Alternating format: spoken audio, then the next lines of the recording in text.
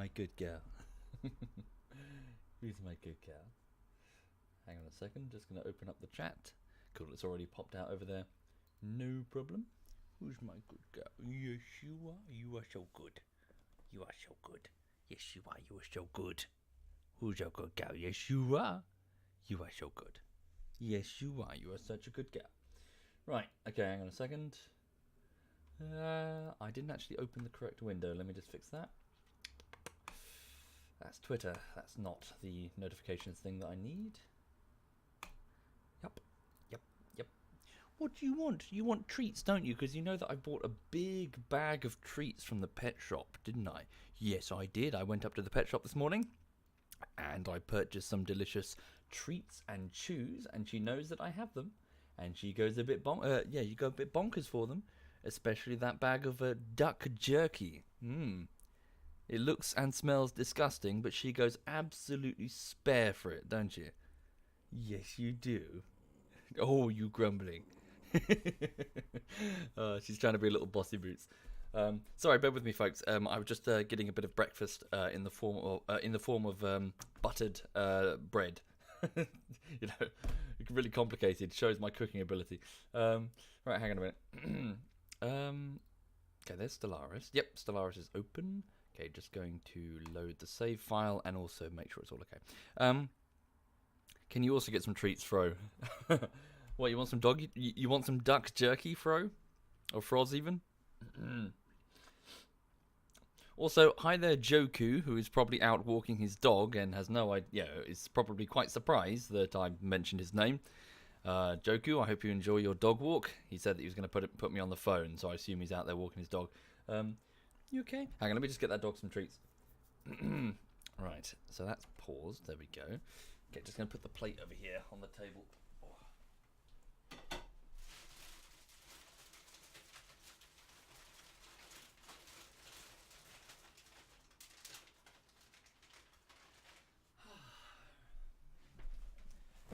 Right, so she doesn't know that in my hand I've got a piece of that duck jerky. So look, wait until she smells it. You'll see her demeanor change. The moment she smells the jerky, she will go spare.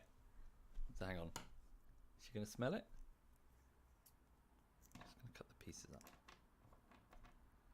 I'll put a piece in my hand. Hang on.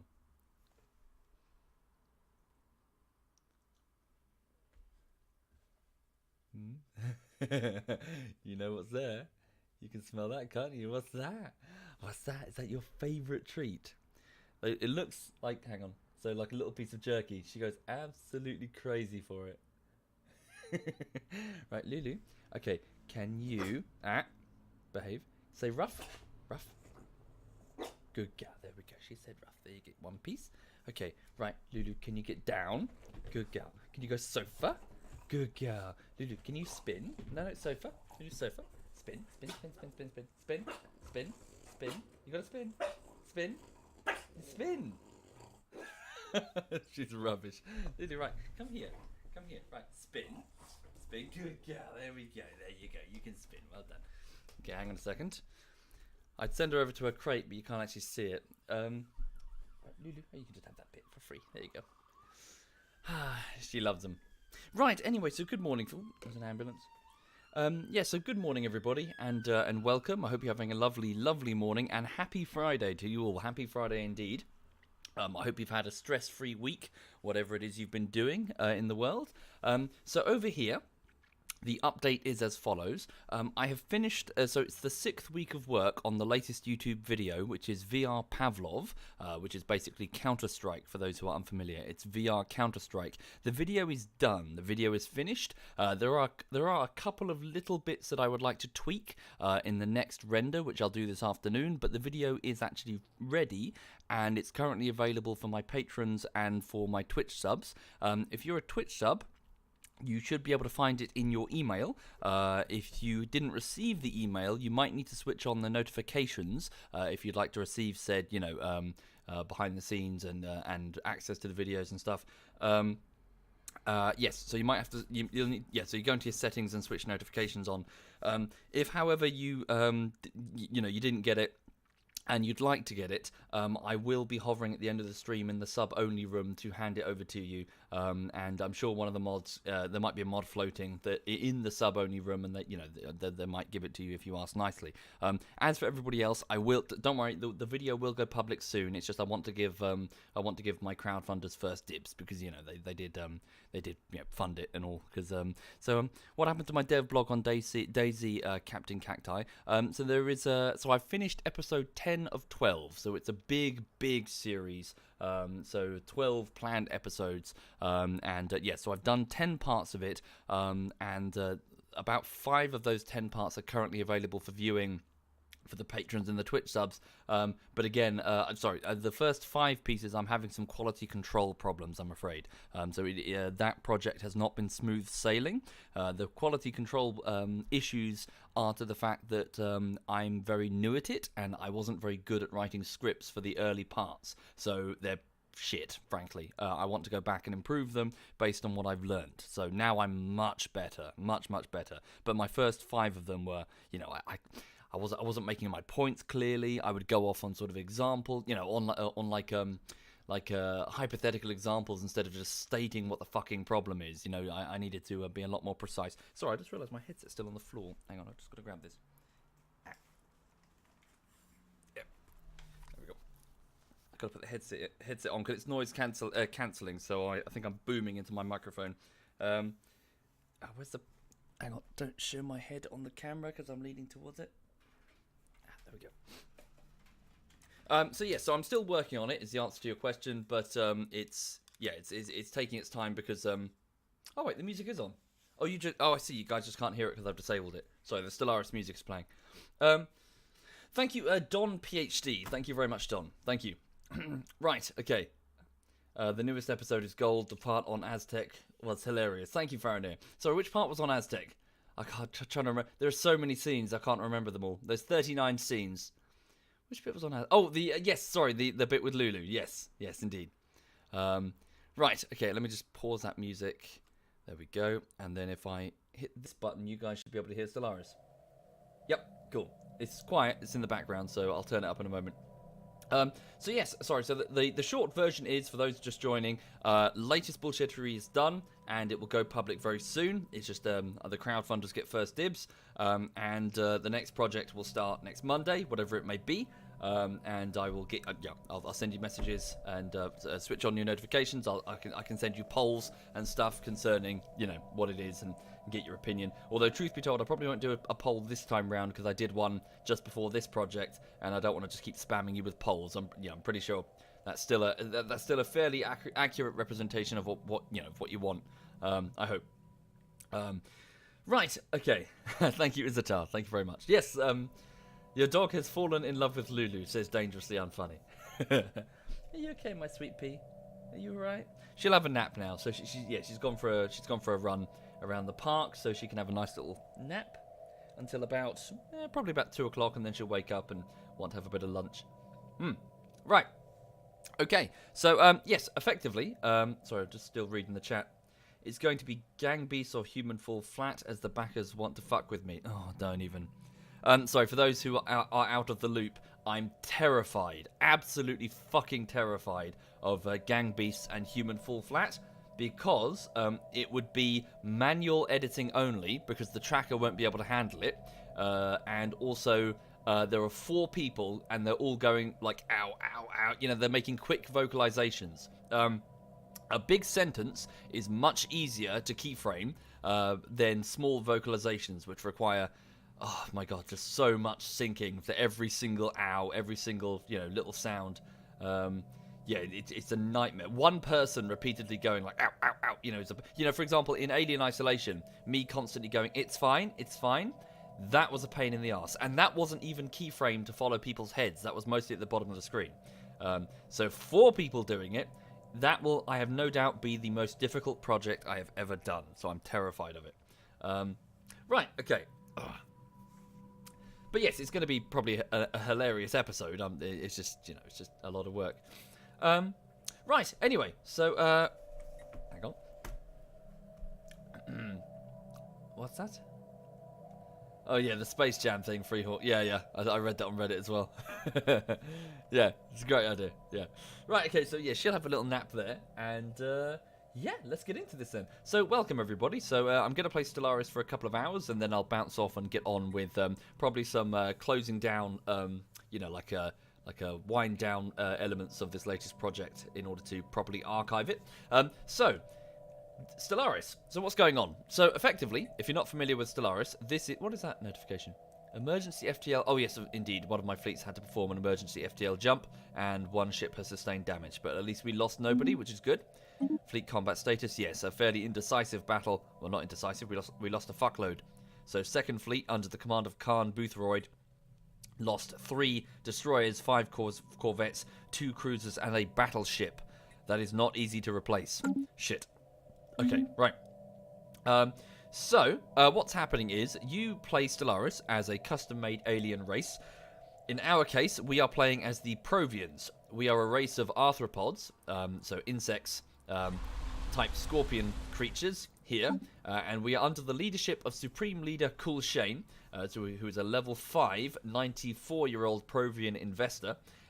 We live in a very militaristic a military dictatorship, and we are very fast breeding, quite quarrelsome with each other, but a highly intelligent, scientifically bent race. And as a result, we have taken over a vast portion of the southeast quarter of the galaxy. So to our north, we have our friends, the Space Testicles, the Confederation of Nibarathar. We also have, they're getting surrounded by the Hazar Interstellar Polity, this large group of fairly belligerent aliens. I have no doubt there's going to be a big war against them, probably alongside our... Oh, it's a bit loud, sorry. I'll just turn it down. Sorry for that noise, sorry. Bear with me, I'm just going to turn that down. Yeah, the audio resets whenever I plug in my headset, sorry. Thank you, Shadow Kitten. Thank you very much, Shadow Kitten. Thank you. And before that, Roninson, and before that, Don PhD. Thank you, all of you. That's very kind. The Hazar Interstellar Polity to the north. I imagine these two are going to fight it out soon, and I'll probably have to support the Confederation. Oh, hang on. Do you guys have audio? Yes, you do.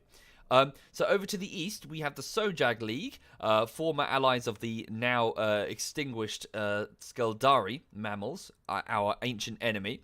The Sojag League has been losing territory hideously, both to our allies and to these strange praying mantis-type creatures, the Serene Multix Commonwealth, who appear to have squashed their little rebellion that they had for the most part, so that's good for them.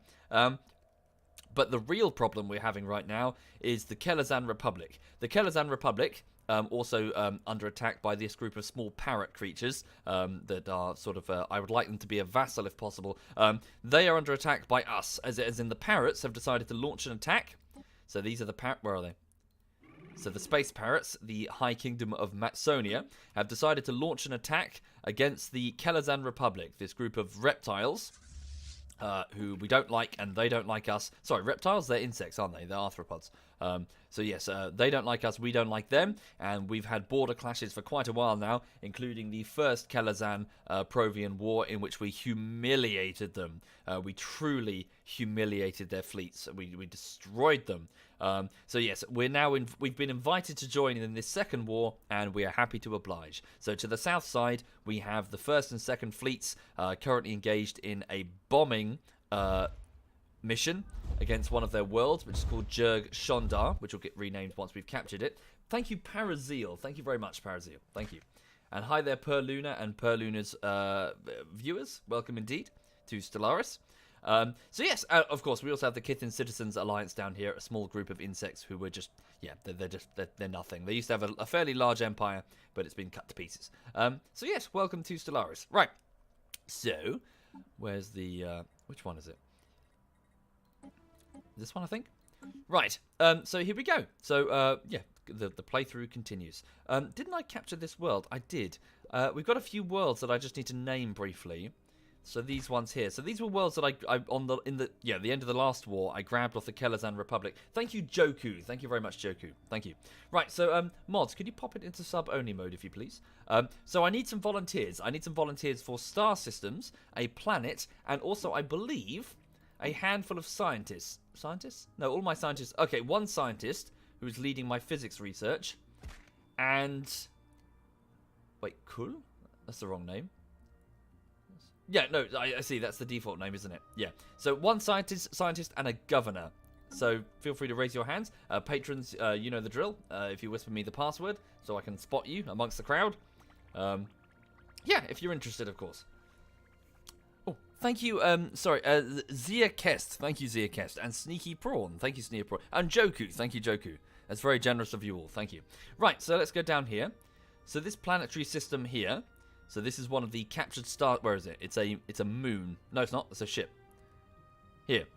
It is a moon. It's a moon around a gas giant. So this world here is one of the ones that we've captured. Technically, it was originally a Kithin world, Kithin Alliance. It's now been occupied after the Kel-Azan Republic took it, and then we took it off them. So this world here... Okay. Oh, if you just scroll down... so I can't see your name because it's in bright yellow. The patron there. If you just scroll down on Patreon, you should be able to find it. I believe there's also a tag on the left called passwords. I might be wrong. I could be lying. Right, so this one is going to be... Let's have a look.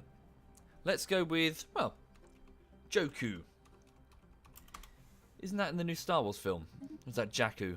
It's Jakku, isn't it? So this is Joku, the star system of Joku. And this captured world will be Joku Prime. Okay, so this world is currently being run by Governor Kulraig, so their name will change soon. That's because that governor, that Provion governor I have assigned to this new sector, which is going to be called the Joku sector. So this sector is going to be for any captured worlds of the Kithin Alliance and probably a large chunk of the Kel-Azan Republic. So this could be a very large sector indeed. The Joku sector. The Joku, just called Joku sector. Okay, so it consists of the home world of Joku Prime. Right. So and as for the governor of Joku, the Joku Prime sector. Okay. So for those unfamiliar, this is just a bit of personalization, just a bit of fun, really. So the governor is going to be Kith, 51-year-old governor, who is fairly good at research, an intellectual, so good at research. 10% boost to all research output from the entire sector, which is nice. Right, let's have a look. Let's go with you, Little Miss Hixie. Welcome again, Little Miss Hixie, and thank you for your support, milady. Milady? Sorry, it sounds weird. Right, Little Miss Hixie. So welcome, Little Miss Hixie. You are the 51-year-old female intellectual governor of the Joku sector. Of course, it's quite small right now, but I imagine your influence and power will increase as we capture all of this territory and assign this... Well, let me just show you. Hang on. So if I go to the sectors... Oh, no? How can I see sectors? Is there like a hyperlane? Sectors. There we go. Oh, it's quite hard to see. Can you see that white outline? So this is the Skuldari sector, captured off the Skuldari worlds. So the Joku sector is probably going to be here. We might as well make it cover the entire Kel-Azan Republic. Why not? Okay. Right. Thank you, Rob the Hungry. Thank you very much, Rob. That's very kind. Thank you. Right, so that's Joku. So we have a smaller star system here. One of the... what is this? This is a bluish-white dwarf. Okay. What should we go with? Let's go with... Thank you, Frimmer. Thank you very much, Frimmer. And Labucas. Thank you, Labuca. This is going to be the Labuca. Yeah, Labuca star system. Okay, so you are generating minerals and energy for the Dominion. So thank you very much. Okay, so this binary star system... Wait, it's not a binary. No, it's not a binary. Sorry, it's just a red giant. This one is going to be Mr. Rage Main, a red giant linked up between Gandalf and Labuku, which is also going to be one of the main thoroughfares between the Dominion and the territories we're capturing. So this is generating societal research, minerals, and energy for the Dominion. And as you can see, it's got quite a bit of traffic as my ships are moving. Oh, it's quite big. It's a large sector. Okay. So yes, my ships are moving through. Lots of traffic there. Thank you, Richard Kickham. Thank you very much, Richard. Thank you. Right. Okay, this star system here. Sorry, can I just check those messages? Okay, so this red giant generating loads of minerals. This is a very valuable star system. Whoopsie, what have I done? Whoops, sorry, I went back to Provion Prime. I don't know what I touched. Must have touched the hotkey. So this one is going to be Summer Girl. Welcome, Summer Girl. So the red giant of Summer Girl. We best not lose that sector because it's generating 16 minerals apiece. Very nice. Okay, so Joku, Labuka, Mr. Rage Main, Summer Girl, Gandalf, Seblor, Alistair's Bastion. Very good. So I don't believe we have any fresh... Well, can you see these blue icons? For those unfamiliar, this means that we are attempting to claim... Well, that's not entirely true. We have occupied these worlds, and because I've claimed them, as in I've sent an official communique to the Kel-Azan government, on the conclusion of the war, if it's in our favour, or at least a status quo, we will keep them, which is what we're trying to do here. Let's also try and grab this shit. Look at this. Some nice resources here. Oh, tell you what. Let's try and claim this one here. Because if we do that, we will seriously cut off their territory. Look, we'll be able to... So all of the Kel-Azan won't be able to support all this territory here, which will make it easy pickings for the space pirates, our, finger quotes, friends. So, I'm sending an official communication to claim that star system. We have currently conquered it, so the star base is under occupation, but obviously they'll be able to take it back quite quickly because they've got quite a powerful fleet, an 18k fleet there. First fleet can handle it, but you know. Right. Oh, really? Little mechanic I might not know. Sensors can't see into a nebula. Great places for naval bases. I did not know that. Thank you very much, Rockin. And also good morning, Rockin. Right, do we need anything else named? I think these ones... Did we? No, we didn't name these. Oh, yes, so these were the Skaldari worlds. So we named Alpha Mike Hunt. We didn't name Pesh. Yeah, so we'll give all these names. Okay, so we have a... Is this a world? Yes, there is. There is a world here. So this is one of the... yeah, this is part of the Pulsar sector. Yes, indeed. Mostly robots are being built. That's peculiar. Okay. So this is the Pulsar sector, which is just through this Pulsar. Can I just double check that that's true? So the Pulsar sector, managed sector. Yes, it is. So these are all claimed, and they're currently under the governorship of Kith Louis Cien, so one of my elderly governors now. So very good. Right, close that sector. So I need some names then. So still some more volunteers, if you please. So let's go with this. So this is going to be the star system itself. We currently got an army circling it, but probably not for long. Okay. Let's go with Fried Calamari. Welcome, Fried. Yeah, did I spell that properly? Yeah, okay. And this is going to be the world of, well, Calamari Prime. Sorry, you spelled it with a K, didn't you? Calamari? Yeah. Cool. Fried Calamari. Yeah, cool. Calamari Prime. And it's got quite a bit of unrest, to be honest. The population are not too happy about their recent conquest. So, yes. Right, okay. Oh, the Skaldari. Population still growing. Of course, because I let the Skaldari breed once more, I believe. Right. Cool. So that's Calamari Prime, generating loads of minerals, actually. A mineral-rich world here due to the presence of the mining networks and the robots. So, nice. Nice, nice, nice. Okay, so fried calamari... Important world. Pythria. So it looks like a... oh, hang on. I see. Oh, yes, I remember. Sorry, because we launched an attack from Mike Hunt, and then we took off a huge... Yeah, so we ate into the Sojag League's territory. There's a little bit we didn't get there, which is a bit of a bummer, but at least it's cut off. Right, so this world here, generating physics research points, which is very useful. Let's call this one Mr. Flibbles. Welcome, Mr. Flibbles. So you are a red giant that is generating physics research due to the presence of a science research station in orbit above the star. So Mr. Flibbles is just over here. Thank you very much. Okay, this star system linked up between, the recently captured Sojag League ones. Thank you, a jolly good chap. Thank you very much, a jolly good chap. Thank you for your support. Thank you. Right, let's go with... any more volunteers? Right, Sinatra. Okay, Sinatra or Sinatra, whichever you prefer. So again, a similar deal. So physics research, but a lot more minerals. Oh, and engineering research. So there must be a gas giant with interesting properties. No, it's a barren world with interesting properties. Yeah, called Sinatra 1. Thank you, Nomad. Thank you very much, Nomad. Okay, so this star system, lots of energy. An energy-rich system. 7 energy. Lovely. And also engineering research too. Another red giant.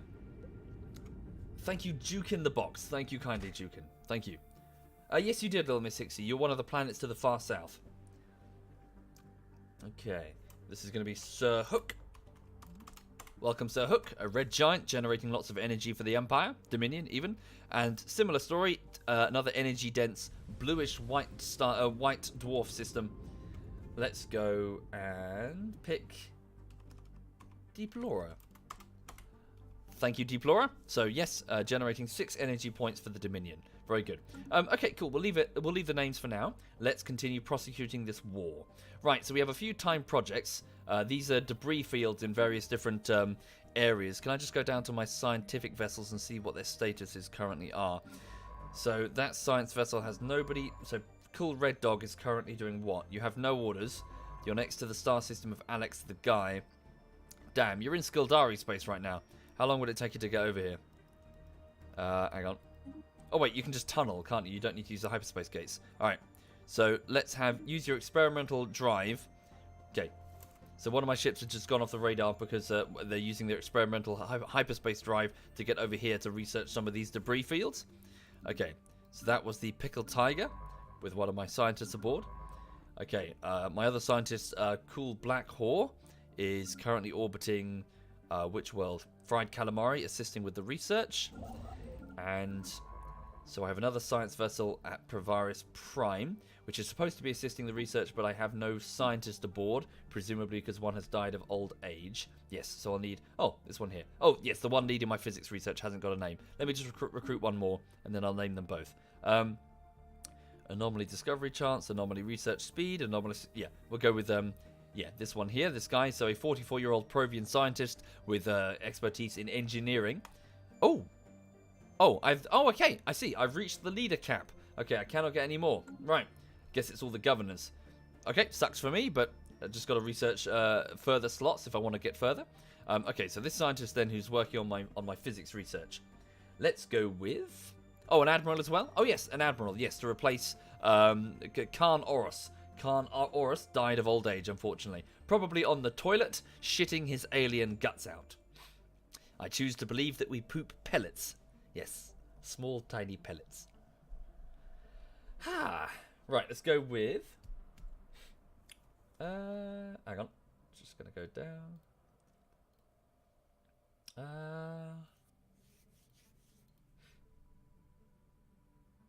Sorry, just scrolling up and down the chat. So this scientist who's currently leading my physics research is going to be... Scroll up on the scientists. Oh, yeah?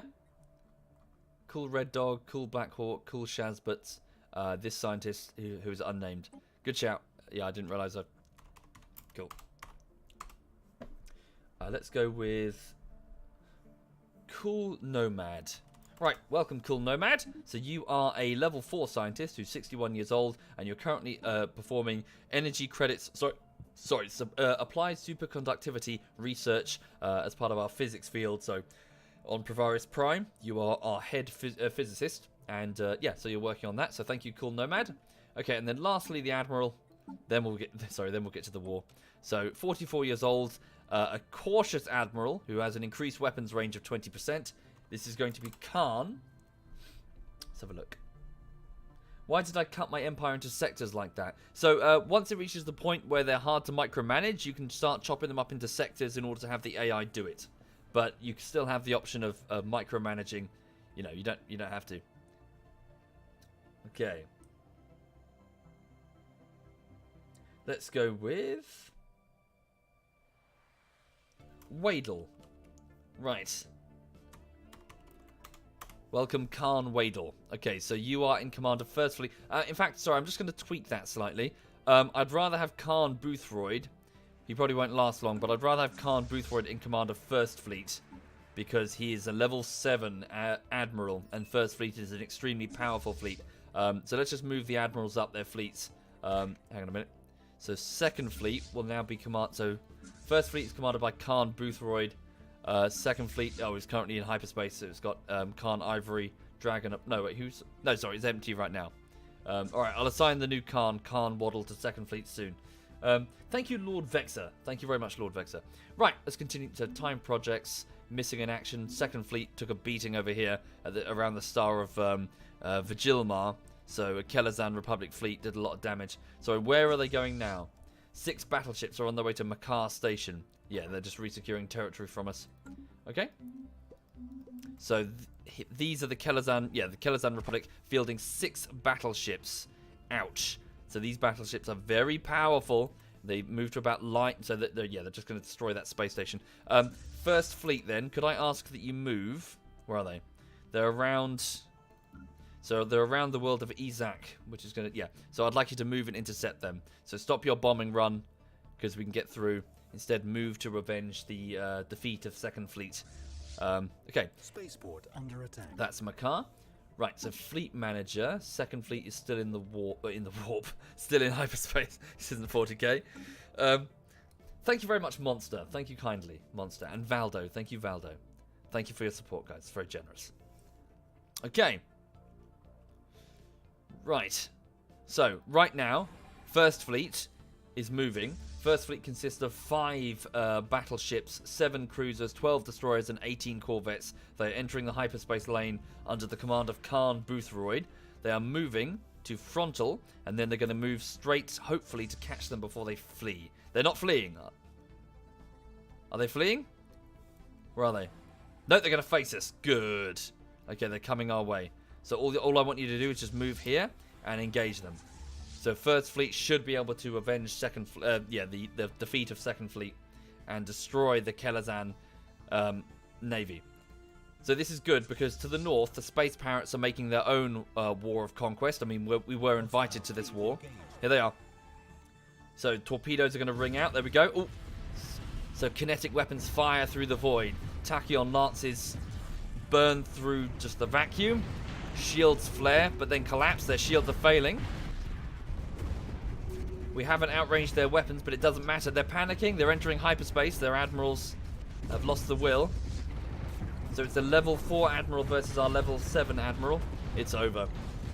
Okay, they've initiated an emergency hyperspace jump, abandoning the troop transports to their fate, but also activating their FTLs. Desperate to get away. They got away. Okay, so checking the results of that. So we lost 6 destroyers in that engagement and a battleship. That was an expensive loss, and a cruiser. So many hundreds of Provians died in that engagement. But we destroyed 3 destroyers, 3 corvettes, 3 cruisers, and 3 of their battleships, along with 7 of their transport ships. So it was a decisive win for us, despite our strategic losses. So go back to the Fleet Manager and order reinforcements, costing me about 5,223 mineral points. They'll be built at Alastair's Bastion, which is a space station over here in this nebula, which is going to send them... The reinforcements will trickle in steadily. Stand by. A new fleet has just entered the hyperspace lane. Can you get them before they evade? Quickly. Our shields are probably a bit knackered. Okay, there you go. Kinetic rounds are firing. Very long-range kinetic weapons on those battleships. Duchess-class battleships supported by Nep-class battleships with their energy lances.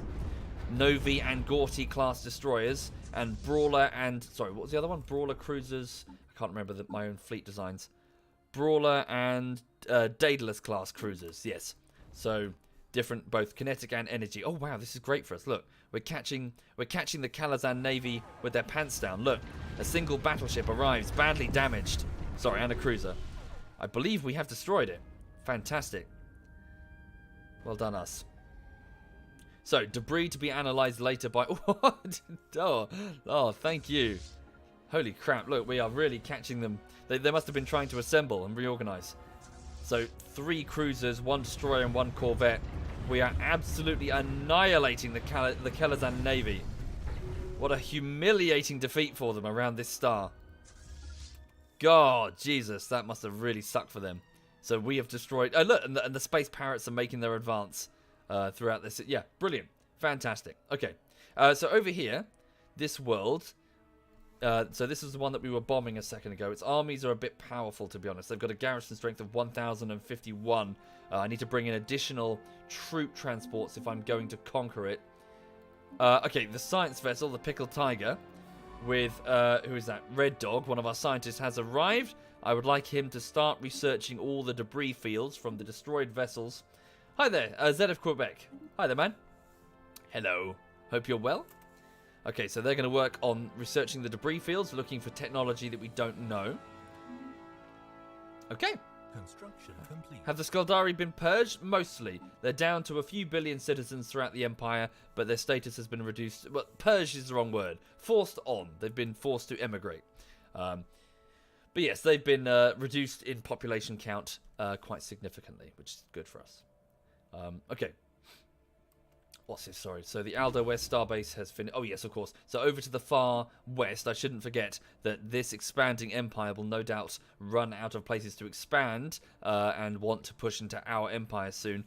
So I'm building up the Aldo West Star System, which I believe is the home base of 3rd Fleet under the command of Khan Ivory Dragon. I would like to build up this station so it has a fuck ton of defenses, so that attacking it is not impossible, but it's very difficult. Okay, this defense grid supercomputer add-on will basically put in a supercomputer which will let me handle additional defensive turrets. I believe doubling them. I might be mistaken there, but it will make this platform very hard to attack. How many? How much is one tradition now? So a single tradition in the tree will now cost me. So if I go to domination, so approximately 52,170. Oh, that is the figure. 52,178 unity points. So we're not far off. Unity, for those unfamiliar, is a type of currency, sort of an abstract concept, really. A currency that's accrued over time by your entire empire as your citizens unite together to face a common threat.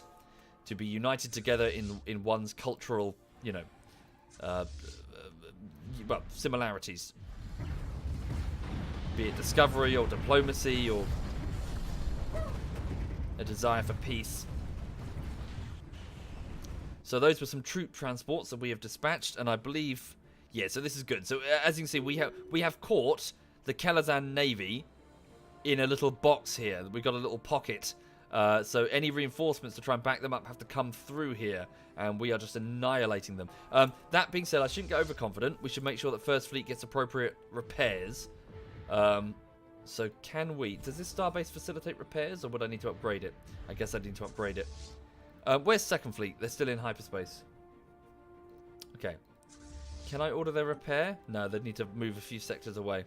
Well, some of our ships do have regenerative hull tissue, basically bacteria that will replace some of the damage done, but it won't be enough. Okay. Right, sorry, what is this large fleet? So an 8k strength fleet. They seem to be moving against the Space Parrots over here. The Space Parrots are not doing as well as they could be, but then again, they are very weak. Thank you very much, Broto, for the compliments. I'm glad you like the videos. I shall endeavour to make more. The latest one is finished and we'll go live soon.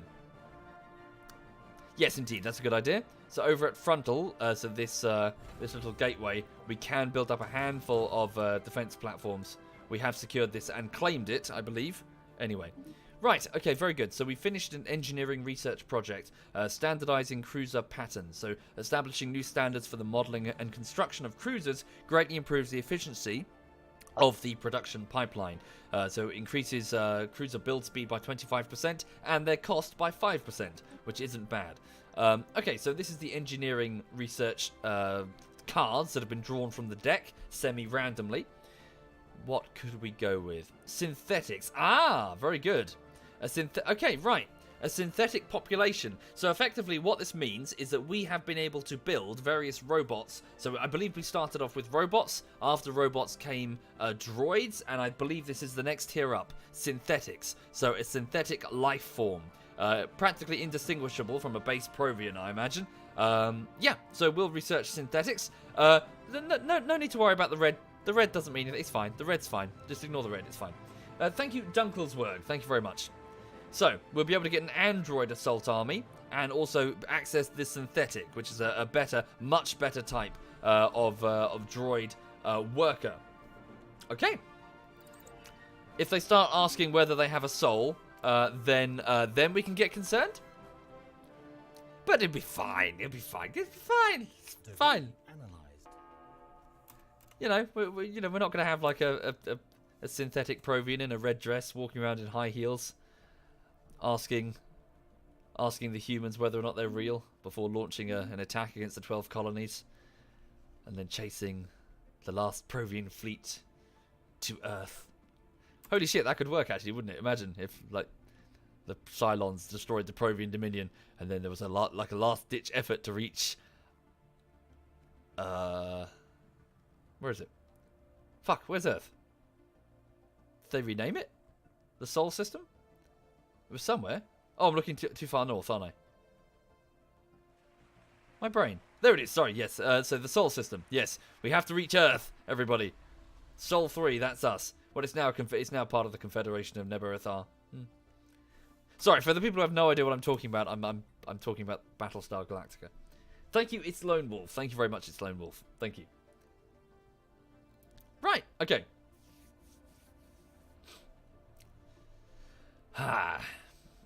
You had an AI empire spawn more than a dozen 73 to 370k synthetic fleets. It'd be for anti-G. Look, come on, it's fine. It'd be absolutely fine. There is no way it could backfire. It's fine. Right, okay. So, what now? What's my next move? Well, we need to invade this world before the war ends. So, okay, that's pretty bad. So, sorry, 75% war exhaustion for the Parrots, which means this war is going to conclude soon. I don't get to decide that. The Parrots do. So, the High Kingdom of Matsonia will get to determine when this war concludes. So, let's grab as much territory as we can. If we don't invade this world, we don't get to keep it on a status quo peace.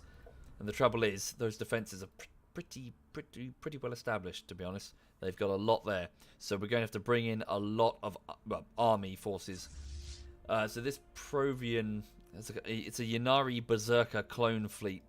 They're going to take 686 days to get down there. Shit. I need to move First Fleet back in order to begin bomb. Where's Second Fleet? They're back at Alice's Bastion. Can you guys repair? Oh, that was quick. All right. Get down here and start bombing. It'll take 331 days to get over there. Ah, it's frustrating. I don't want to move First Fleet because they're in a wonderful chokehold position for the Kel-Azan Republic. Okay. So effectively, I need to bomb this planet before I can launch an invasion, and I don't think I'm going to have sufficient time. Is Provion Dominion my only colour, or do I manage more? So yes, we have one empire here. It's just coincidental that the Space Parrots, the High Kingdom of Matsonia, are also blue. Split First Fleet. Maybe? We'll bring in Second Fleet for the minute. I don't want to lose too many. Wow, look at all this debris. Lovely. We can research all of this. They're like, drive away! Oh, God. Debris. Thank you, Nick the Bull. Thank you very much, Nick. Thank you. Yeah, we're doing a fantastic job here. Okay, the Space Mantises have closed their borders. We don't care. Debris has been analysed. Good. Alistair's Bastion has finished sending the reinforcements to First Fleet. They are now snaking their way through the hyperspace lanes to get over to over to there. Okay. Right, so that's First Fleet. Second Fleet's on the way. Third Fleet's just picking their noses, and their crew are currently on downtime. I want them to stay there because I'm expecting a sudden attack from these guys, honestly. Oh yes, I was building a fourth fleet. I built 3 battleships and 2 destroyers. We'll wait until First and Second Fleet have been fully reinforced before I deploy those. Okay, the Hazard Interstellar Polity has audaciously laid claim to the Alpharius system, which is... Where's Alpharius? Alpharius system. There. Okay, that could be a problem, although not so much of a problem because they're still going to go through this my allied territory. So effectively, again, we're going to have to deal with this problem. I really hope not immediately because we're dealing with the Kel-Azan Republic. Scientist Cull Holy Imperator has leveled up to level 5. Yep, that could be a problem. So it seems that the Hazard Interstellar Polity, they do have expansion goals into my territory. Right. So yes, I hope you're all having a lovely morning, whatever it is you're doing. Welcome to the stream if you're just joining. This is a bit of Stellaris, so I'm just chilling out this morning. Me and the dog. The latest video is pretty much done. I just want to do a couple of quick fixes on the render, but it will go public pretty soon. I just want to let my crowdfunders get first dibs. Okay. Have I invested in the science faction? They can reveal hidden space and boost my science output. Trouble is, as much as I've tried, I've got a bit of a problem in that we got a large democratic faction. Very large. Oh, fuck me.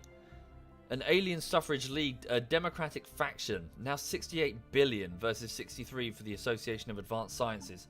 A major hassle, truth be told. I'm trying to promote the science faction, which is what's costing me influence right now. Oh, they're a real pain in my ass. And I can't conduct any sort of study on native aliens because, well, there's only one remaining and they're all the way over there. Oh, another hostile fleet. Again, has our interstellar polity. Again, First Fleet annihilates them before they even get within weapons range. Oh, tell a lie. That's a battleship. Was a battleship. It's now a space Hulk. Okay. Yeah, we're doing well. We're just kicking the shit out of them. Okay. We need Second Fleet over here quick because we need to secure this world. Is it telling you to change the policy on the primitive aliens? Complete. Oh, I thought they wanted me to passively study them. Oh yeah, I can happily change the policy. Yeah, it won't take a moment. So policy on native interference, passive study. So if we find a primitive race, we will not interfere. Does that please them? Oh, holy shit! Sorry. Wow, I'm an idiot. It seems. Thank you very much. They didn't necessarily want me to study them. They just wanted me to change my government policies. Makes no difference to me. Oh, that's good. So no species-wide slavery. That's good. No purges. Diplomatic traditions we don't have. Outright invading primitive worlds will displease the Alien Suffrage League. Federated, we can't do that. Ah, okay.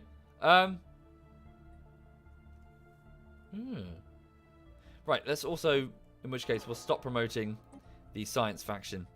That's good. So 5 influence per month now.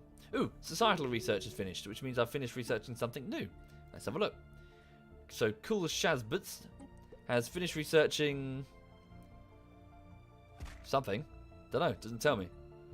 Weird. Okay. Thank you, Minty Mint. Thank you very much, Minty Mint. Thank you. Okay, so what should we go for here? Ooh, fleet limit plus 20. That could be good. We could get many more ships in an individual fleet. So that's 61 months. Hyperlink comms, Unity output plus 10%. That's actually much better. We'll get that. Yeah. So on each planet we can build one of those and up the Unity output of the population by 10%. Right. So our science vessel is still analysing all the debris. It's got its work cut out for it there. Cool. First Fleet is taking names here. We're just destroying them. How are the space pirates doing? Oh, guys. Rubbish. We agreed to go to war and they've just lost territory effectively. Alright. Okay, so on the conclusion of this war, you are becoming my vassal. You are not necessarily my vassal, but certainly a protectorate. They will say no, at which point I will have a war justification to put you in your place. I don't mind you existing. I don't mind you having an independent empire, but not with your own expansionist, your own expansionist goals on my border. We are a massive empire, a superpower. You are just a state. Oh, good. We can afford a new tradition. So let's go into the domination tree. So we've gone down the discovery, the supremacy, and the expansion and prosperity trees. So this is a new tradition for my entire empire, which is basically just an unlock. It's just a tech tree unlock. But some of them can be very good. And once you've completed a tree, you get access to an ascension perk, which is a very, very good like boost. For example, like a flat research speed plus 10%, for example. Right. So here, well, we don't really have many options really because I have to get that one to get these two. So colonial viceroys. So governor level cap increased by 2. So in other words, our governors can get more experienced, and empire leader capacity increased by 2. So I can get more individual leaders like governors. So our control over the colonies is dependent upon us finding capable and loyal individuals that can be trusted to enforce the will of the government. Indeed, and due to the massive interstellar distances, the alternative is totally unfeasible. It's not as if you can have central authority many thousands of light years away. Right. Cool. Right, so Brilliant. So a level cap increased, and yeah, so we can get more of them. So yes, we'll keep moving down that tree. So what's First Fleet doing? They're just still sitting there. Second Fleet is... Our Second Fleet has arrived. Could you please begin your bombing operations? I fear that with 90% war exhaustion, we just won't have time to secure this world. They've still got 1,051 garrison strength. We just don't have the forces to conquer this world. How far are the troops? There's still another 291 days away. And even that, the troops probably won't be enough. So it's going to be close. It depends how quickly the parrots capitulate. I imagine the answer is going to be very soon. Also, can we claim anything else while we're here? No, those belong to the Kithin. Should we just nab these quickly? Or maybe these two. Those two might be better. Oh no, who's going to do that? I'll just have to split First Fleet. Yeah. Let's just quickly pinch these two. Oh, one? Oh, okay. What's the best one? Yeah. Nah. Right. So, I've sent an official communique to make a claim. Split First Fleet, like I said I wasn't going to do. Oh, fuck. What have I done? There we go. So, one half of First Fleet stay there. Khan Boothroyd stay there, sorry. The smaller half go over there and just blow shit up. Then come back. Did I upgrade the engines of the transports? That's a good question. The answer is probably no. Sorry. How are babies formed? Well, you see, babies are formed, Blood Angel. What happens is that the male Provion would identify the female Provion from the hive via pheromones and sort of track her back to her dwelling. At which point the male Provion would hunt down a small animal or a subservient alien race and then kill it with its tentacles, delivering the corpse at the foot of the Provion female, or alternatively at her door. At which point the courtship ritual, it's very complicated. There's a few more weeks involved, some dancing and poems. And then eventually the female will leave a clutch of eggs and the male does his thing all over them. That's how babies are made. Yes. Hostile station engaged.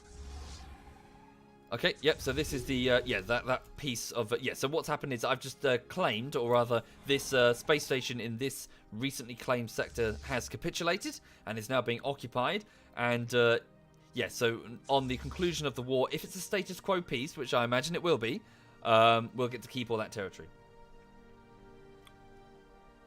Research complete.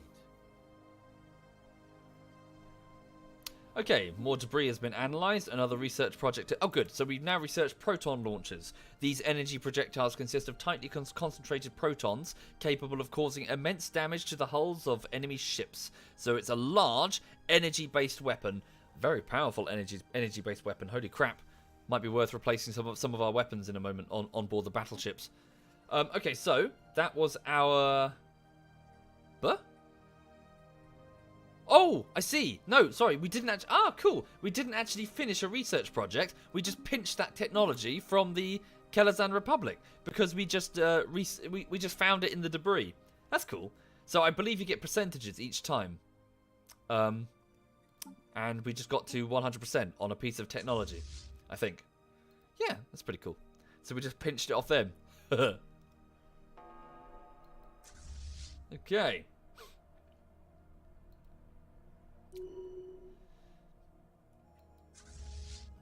Okay, where are those troops? So it's also worth noting that there's a slight difference. You see these troops here? These, this transport fleet comes from a world called Hertzilla. Now, at the end of the last stream, Hertzilla is a Yanari world. The Yanari are a group of, well, they're partners really. They're not a conquered race. So if I go here. So there are 131 billion Provians, the insects, us. We have just over 100 billion droids in service, but we have 32 billion. That's not entirely true. Almost 52 billion Yanari.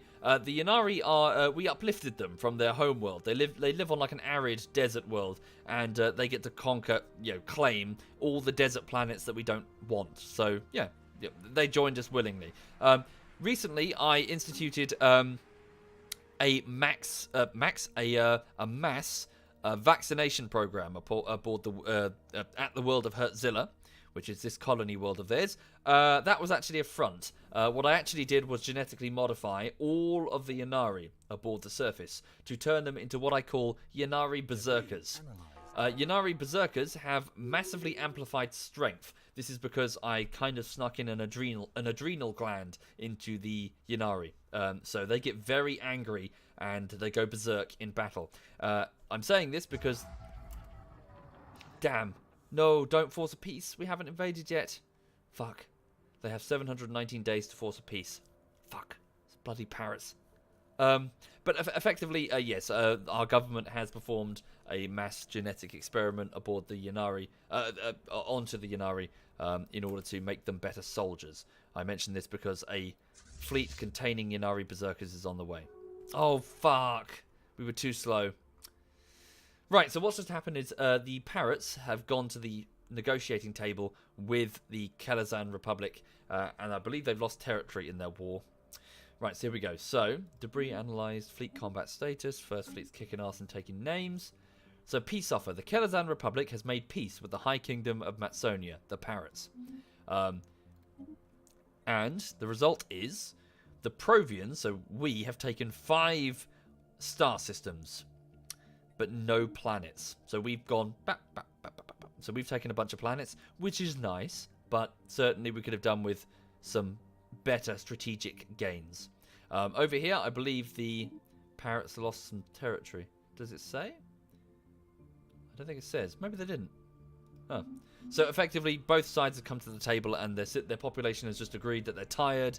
This war has dragged on. It's gone on for long enough. Let's just call it quits. So there is now a 10-year mandatory peace between us and the Kel-Azan Republic, which, again, inconvenient because I did want to take more territory from whom I consider to be my biggest rival. But yes, we did do very well. Truth be told, we did do very well. Yes, indeed, Darth Odin. So every system I claim will increase my research costs significantly. Not system, sorry, planet. And colonies and stuff. Right, so let's just go to relative power. So Sojag League. So they've restored their navy back to an equivalent strength. The Kel-Azan navy is inferior to us. Yes, we have really... So that first war we fought against them, we humiliated them. They did better that second time, but nevertheless, the Provion navy is, well, stands triumphant. We are very powerful in comparison. Okay, so new plan. We are going to force the parrots to submit. Again, we don't want to destroy them. I just want them to bend the knee, effectively. We're going to go all Daenerys Stormborn on them. Right, so first fleet, where's your current home base? Firelink, that wormhole. Can you just go back to Alistair's Bastion for your repairs and rearming? Wait, you haven't actually linked up with your... Sorry, bear with me. First fleet, get over here. And who's this? That's the other half of First Fleet. Second fleet, could you return home to Alistair's Bastion? And these army groups, could you link up with this army group and then go back to Alistair's Bastion? Okay. Let's give it a save. Let me just check that I can actually do that. So go to the parrots. So the High Kingdom of Matsonia, pathetic strength compared to us. Can we... Yes, so we can demand tribute or offer protectorate status. Now, if they reject, which they will, we'll have justification for war. Thank you, Fizug. I'm not sure how you say your name. FZKT. Thank you very much. That's very generous. Thank you. Ooh, cheeky fuckers. The Kel-Azan Republic have audaciously laid claim to the Fellfire Gate. I'm sorry. All the way over there. Okay. Good luck with that. Okay. And also to the Alfaria. What is at the Alfaria system? There must be something nice at the Alfaria system. Oh, okay. It's a rich star system. I'll give you that. Whoa, okay. It's a rich star system. They really want the Alfaria system and the Kel-Azan. Oh, hang on. The Fellfire Gate. Do they have their own gate? Do you reckon? They probably have their own gate somewhere. They do, don't they? It's down here. Yeah, I guess they want to claim it so that they can use the gate network to go through. Alright. Just make sure that we've got closed borders with the Kel-Azan. Hello. Closed borders, closed borders. Closed borders, there we go. Yeah. Has forced... Oh no, hang on. We have a forced open border policy with them. Because of the truce. When does the truce expire? The truce expires... okay, so 2443. So it's 2433. Who's calling us a cunt? The Kel-Azan Republic have just called us a cunt. They just insulted us diplomatically. I'm honestly not surprised. Yeah, they must fucking hate us. We've utterly humiliated them in the eyes of the galaxy. Do I have a Discord server dangerously? No, not me personally. I wouldn't be able to run it as it. I just don't have the time, and you know, I just can't. There's not enough time in the day, and I wouldn't really use it for anything. Move the fleet? They are, aren't they? Oh, they're waiting for their second half. Okay, we're researching these projects. Research projects. Yep. Just take as much of their tech as we can. First fleet and first fleet, you two link up. There we go. Second fleet's already moving. Third fleet's waiting for orders, and that fourth fleet is still being constructed. So I just want to restore first fleet to its former strength. The Kel are gathering lots of ships. Yes, I imagine they would. It's quite powerful, actually. It's a nice fleet. 6 battleships. Whew. Nice. Okay, so first fleet, I want you to go to the borders. So go over to Kate's Ring. Well, Striker's Mojo, the strategically important star system with the fertilizer. And then we're going to give the High Kingdom of Matsonia the ultimatum. Okay. Why did I spell it Provion in game, but Provion in the stream? Oh, I fucked up, that's why. I've done goofed. I failed to spell a made-up name. Right, so let's go back to the fleet manager. So first fleet is currently missing 2 ships. So 1 corvette, 1 destroyer. Second fleet is missing multiple ships. So second fleet, let's get you restored. Yeah, you were missing a whole load of destroyers. So effectively, this is identifying the ships that I previously had in there, and is ordering up replacements from mostly Alastair's Bastion, which is a shipyard facility in this nebula. Okay.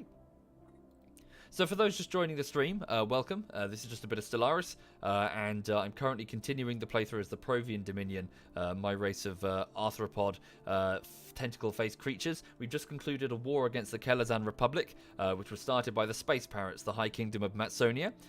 They are very weak, so they definitely relied on us to pull the do the lion's share of the fighting. Which, fair play. I mean, we're okay with doing that. Now, I'm not necessarily enemies with the High Kingdom of Matsonia, but we are certainly in charge, and I want them to bend the knee. They are going to submit to my government formally as a protectorate. If they fail to do so, we will launch a war against them to put them in their place. We can both prosper. Our peoples can both get along.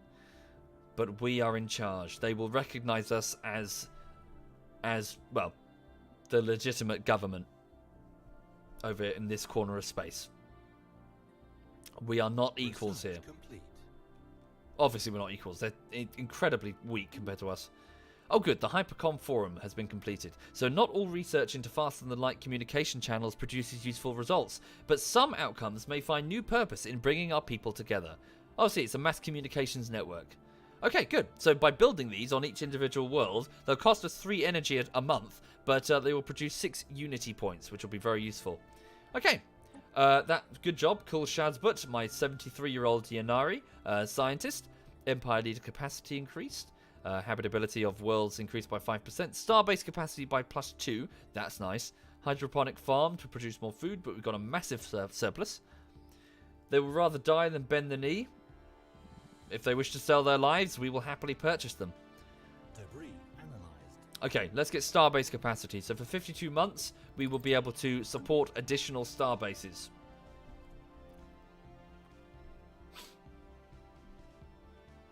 Right. So far, so good. I'm just going to turn up the music by just a notch. It's a bit quiet for me. Okay. What are these vessels? Oh, good. These 2 transport fleets have linked up.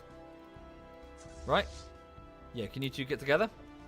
Just so we have a pretty powerful Yanari and Provion combined army. Weren't we building some Provions, or am I going mad? They must be in there.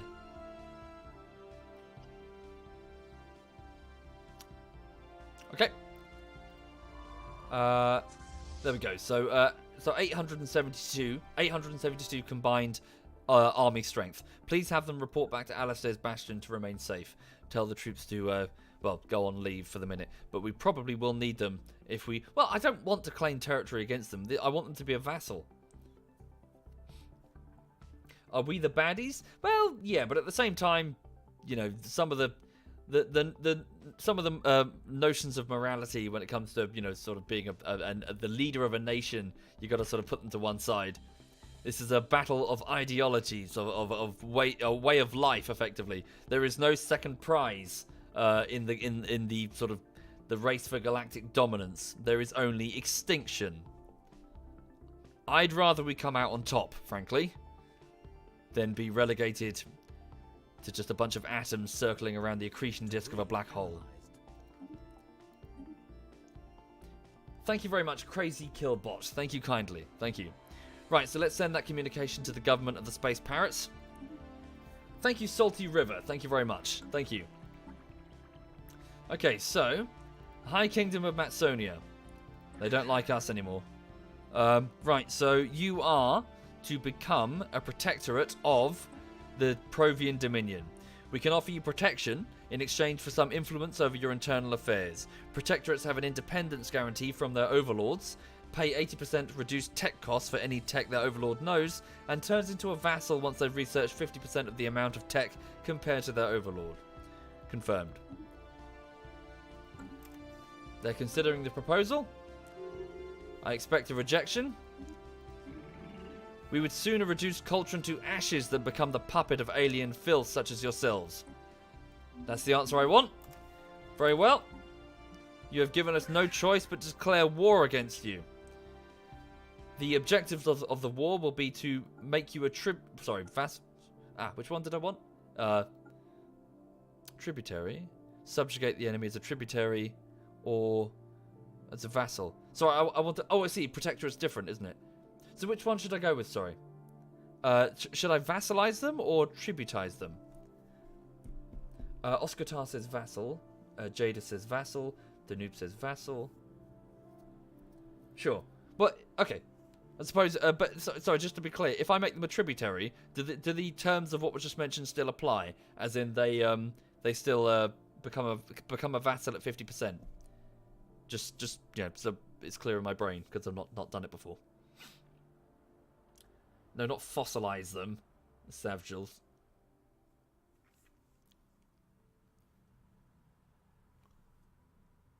Da. Does anyone know? Tribute, they pay vassal, they become slaves. Okay, no, never mind. I'll figure it out later. Okay, so, yeah. So we are going to make you a vassal. We have declared war. So the High Kingdom of Matsonia was tested by many wars before we were united. This conflict will only make us stronger. If you say so. Thank you, Thingy. Thank you very much, Thingy. I shouldn't actually be too overconfident. Gumball Prime has an FTL blocker over here, so yeah, they won't be able to get through. So the only way they can enter my empire is through here, through Striker's Mojo, a very heavily militarized space station, which is more than capable, orbiting a red giant. Very good. First Fleet, your orders, once you are fully repaired and ready to mobilize, is to head straight over here. Sorry, just to be clear, how exactly does one... Sorry, what are my war goals to vassalize them? Demand surrender, so this reduces the chance of accepting. Relative navy strength. Vassalize war goal. But how do I achieve that? Just blow up their shit? We can blow up their shit. Oh, bugger. Oh, no, hang on. FTL. No, we're good. Sorry, the FTL blocker is on that space station. We can just blow up the space station. Send aboard Provion scientists to disable the FTL. Ooh, you... Oh, okay. Right. Oh, wow. They are not joking. Brave parrots. They have spent a whole load of influence points claiming... Wow.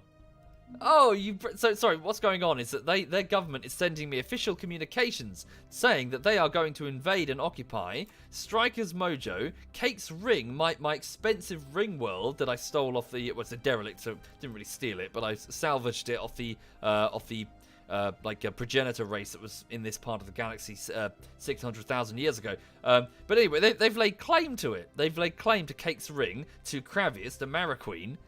The space parrots think they have a chance. Oh, dear. Oh, it's adorable. It's adorable. Khan, get over there. Khan Boothroyd, get over there. Wait, are you busy? Oh, you're still flying. Can you guys... Oh, no, fine. You can fix when you get to Strikers Mojo. It's fine. Agreed. So, Second Fleet is currently on downtime. We won't need you. You guys just sit pretty. You relax. Relax for a bit. Let your crews rest. You've done quite well. And also, I can restore some of your... Yeah, you're awaiting reinforcement anyway. So, the shipyards of Alistair's Bastion should be churning out...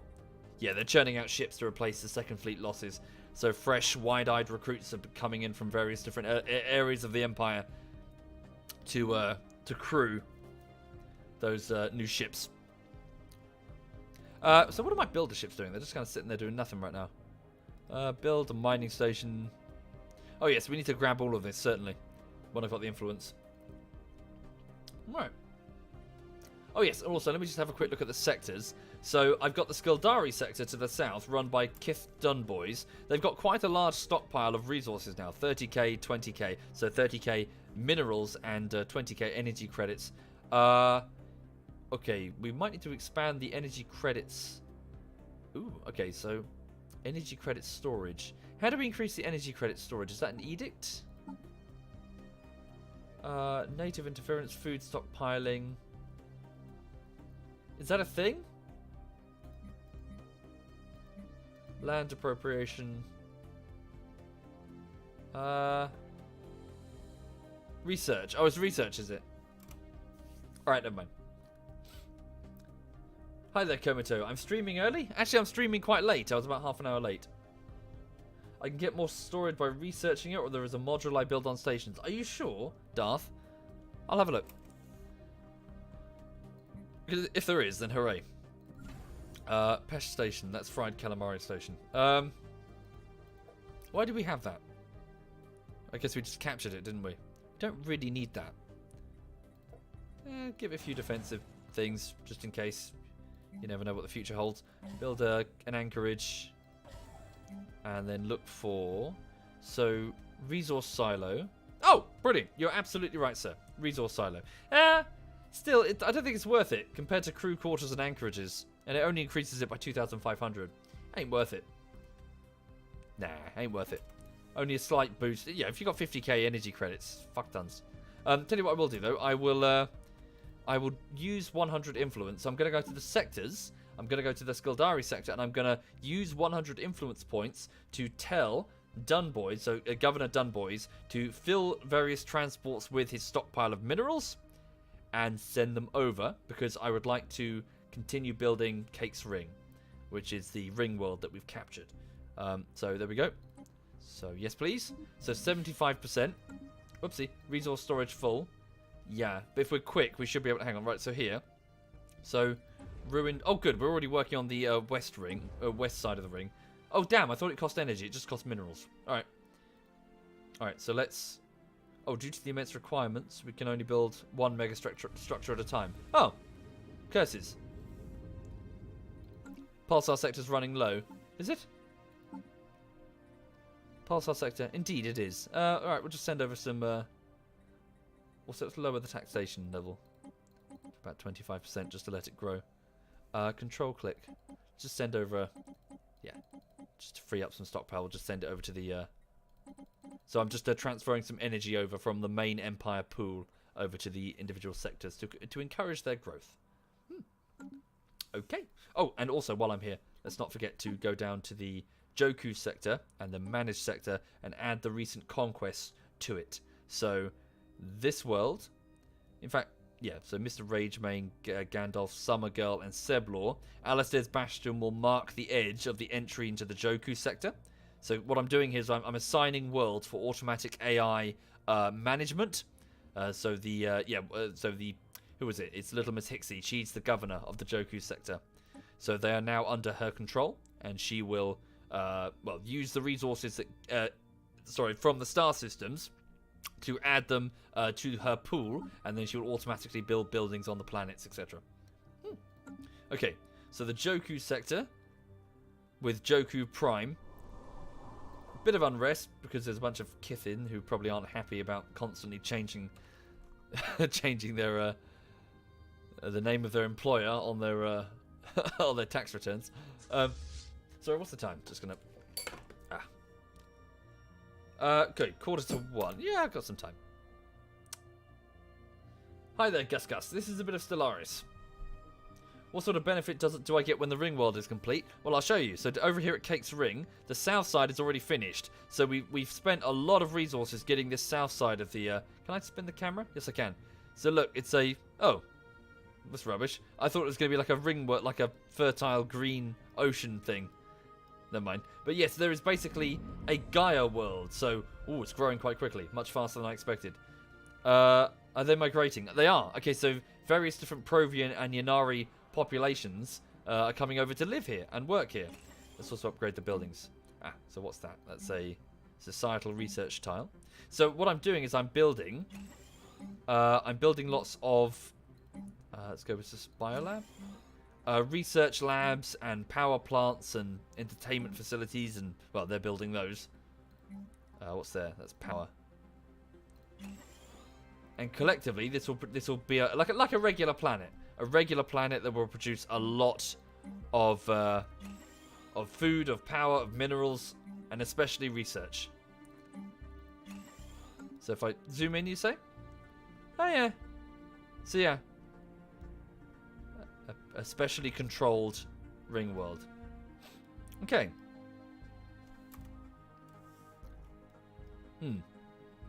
Sweet. Do species like each other? Probably the Provians, I imagine, are probably quite hard to get along with. We do actually have, I think quarrelsome is one of our traits, which reduces our total unity. Hang on. So the Provians, yes, are quite quarrelsome, so we don't get along with each other. While not inherently distrustful, members of this species are often socially combative. Also, we have, I believe it's cutthroat politics, so we're probably a bit unpleasant. We're probably a bit Romulan, you know. But I imagine on an individual level we get along. And also, yeah, I mean, the Yanari, there's probably a bit of a divide there between us and the Yanari. So we're not exactly the Federation of planets from Star Trek. But yeah, we get along enough. Okay, so we've finished researching the jump drive. Dangerous technology. A groundbreaking technological marvel, the jump drive shreds the local space-time continuum and rearranges it on a quantum level to be identical to that of the target destination, and thus the ship appears to near instantaneously jump from system to system. So this is a jump drive which we can install. Okay, very good. New research. So we're starting to get into some dangerous pieces of technology that have the capability to be misused. So we actually recovered that off the Kel-Azan. We didn't actually pick that ourselves. Okay. Right. First fleet is ready. Okay, first fleet. Could you yeah, you're all repaired. You're ready to go. You do have a few ships missing from your... No, you don't. Okay, so we've actually increased the total navy pool. Thank you, Cuckoo DK. Thank you very much, Cuckoo. Thank you. Right, so we've increased the naval pool so we can actually add more ships here. So what have they got? They've got 6 battleships, 8 cruisers, 12 destroyers, and 26 corvettes. Let's add... So you've got 3 battleships apiece.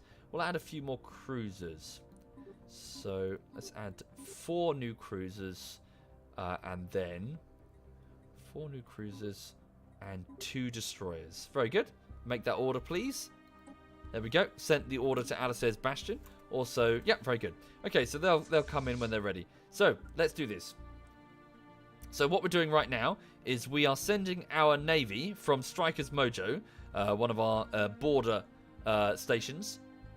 We're sending it over to put the parrots in their place. So this is a neighbouring empire. We don't have much beef with them, and they seem quite friendly. That was a Hazard claim. Was it really? Oh. Yeah, we don't really have much of a problem with them, but they refuse to bend the knee. So we need to make an example. So here, the parrots... using rocket...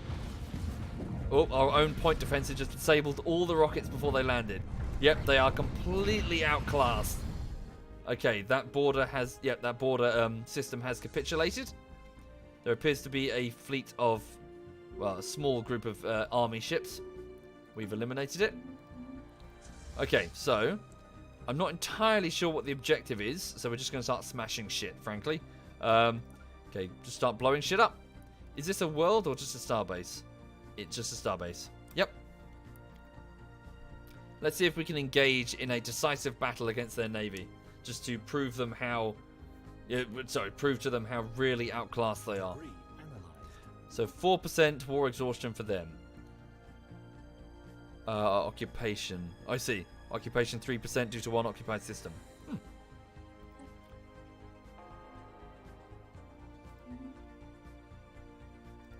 Yep, so we're just going system to system. Transport fleet has been fully repaired. Very good. I should probably take the opportunity to upgrade some of my ships with the newer patterns. Second fleet certainly needs to get upgraded with the new engines. Yeah. But also, maybe I'll mix up some, get some different energy weapons. A full ring world takes 110,000 minerals and about 50 years, says Hervinsky. Hervin Ska, even. Sorry, Hervin. Thank you.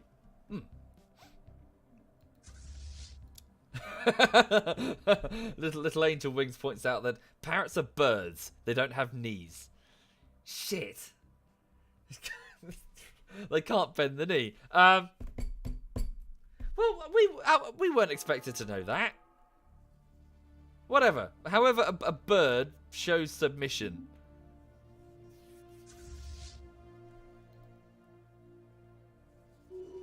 Yeah, clip their wings. No, sounds a bit harsh. Clip their wings. Let's say, pluck one of their tail feathers in a symbolic fashion. Huh? We've lost our war justification. Doesn't matter, we're at war. Right? Yeah. Yeah, so look, remove one of their main tail feathers. Let's pretend like it's a sign of dishonor, like Dothraki cutting their hair when they lose a battle. They've got a set number of tail feathers and say 6 of them, and they don't regrow. So once they're gone, they're gone. So the removal of a single tail feather from each of their leaders to be delivered and thrown upon the floor of the Dominion, say, command throne aboard First Fleet, thrown at the feet of Khan Boothroyd. That is our demand. Just like how after the Battle of Cannae, which is a very famous battle in ancient Rome versus Carthage, all of the rings, sort of the ancient noble rings of the various what are they, not the plebeians, the plebeians, what are they called? My god, my brain. The opposite, the other faction, not plebeians, the aristocratic class of Rome. They had noble rings. They were gathered up after the Battle of Cannae, and they were thrown upon the floor of the patricians. Thank you very much, the patricians. They were thrown upon the floor of the Carthaginian Senate as a sort of a big gesture of, look at how many we've killed, because they killed a lot of them.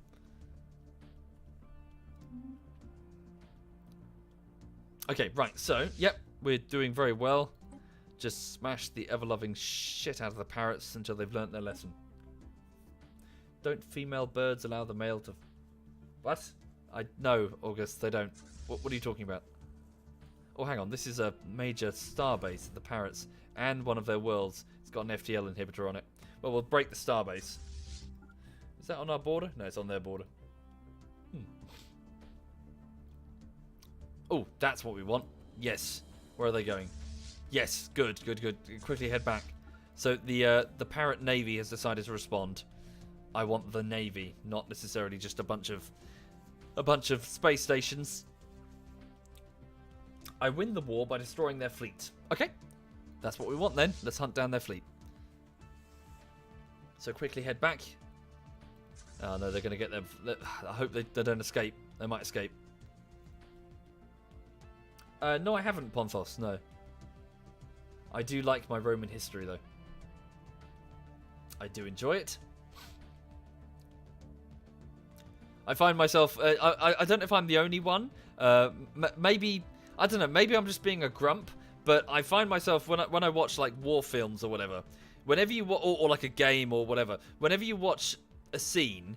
and it's sword and shield fighting, and it's got the Romans, like Gladiator, for example. And the moment you see the battle begin, and all the Romans just kind of run off in other directions and engage in single combat, you know, with the enemy, with the camera sort of moving stylistically around them, you know, sword and shield, it's all very 300. It says that they instantly don't understand what made Rome so fucking dangerous. What with, you know, because Rome, the thing that defined Rome is the whole standing in formation, shields locked, not breaking formation, and just grinding the enemy down. Just cutting them into ribbons. Not twirly twirly.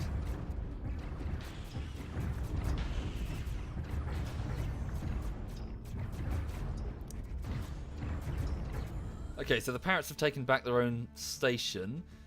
Probably didn't buy enough time. First fleet is almost there, but not quite. They're fleeing. Stop them. Thank you, Alter Ego. Thank you very much, Alter Ego. Thank you.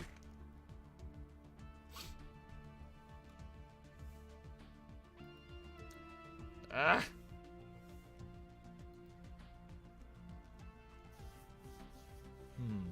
Yes, indeed. HBO's Rome is very good. I do enjoy it. I have seen it many, many times. Not as many times as I've seen Battlestar Galactica, but still quite a few. Okay, quickly, can we pursue them? Don't let them get away. They're going to get past the FTL inhibitor. Don't let them get away! Yeah, the FTL inhibitor is on that world. Oh look, there's a slave group of Zikmok. Poor bastards. Well, I'll probably give them full... Yeah, I feel sorry for them, really. So this fungus race, they used to have like a fairly large empire going on here, and they were just completely absorbed by the Kel-Azan and the Parrots. I'd like to free them if possible. They seem alright. They're like a militaristic mushroom race. Oh, they're fleeing. Yeah, they had to though, Ruxy. I mean, you know, they at least they got notification that funding for Rome... Oh, good, we got them. They you know, they weren't going to get a third season, so could have been worse. But yeah, they did have to rush through the storyline. Cool, there we go. Oh, 30% immediately. Okay, so by destroying that fleet, no doubt the news of its destruction has now echoed out across their empire. All the planets of the Parrots have probably seen pictures in the news and are now seriously questioning their government's decision to challenge, well, not challenge, but to refuse to submit to the Dominion. This is where fear starts to take hold, and they realise that maybe it's time to bend the knee. So now, the trouble is I can't move past this system to get what I really want, which is to continue chasing them. I fear I'll have no choice but to begin orbital bombardment of this world in order to destroy this fortress, in order to break the FTL inhibitor. Well, hang on. Our Yunari Berserkers are surely bored. They don't have far to go. Let's bring them over here. Yeah, where is our homeworld? It's there. Yeah, we can't move. That's the trouble. We can't get through because of the FTL inhibitor. Thank you, SWAT Knight. Thank you, man. ZF SWAT Knight is in the chat, everybody. So ZF, feel free to say hi to ZF SWAT Knight. If you probably know him from, well, he was playing Hearts of Iron with us as the German. Well, the SWAT Knight's been around forever. You've probably seen him in a dozen bullshittery scenes.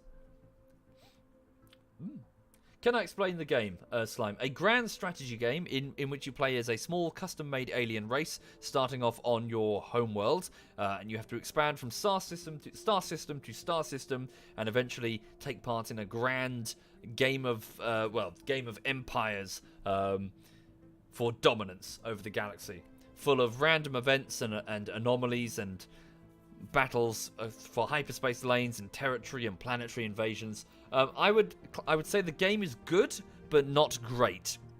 I'd say it's a 20 to 25 pounder. Don't go above that in terms of price.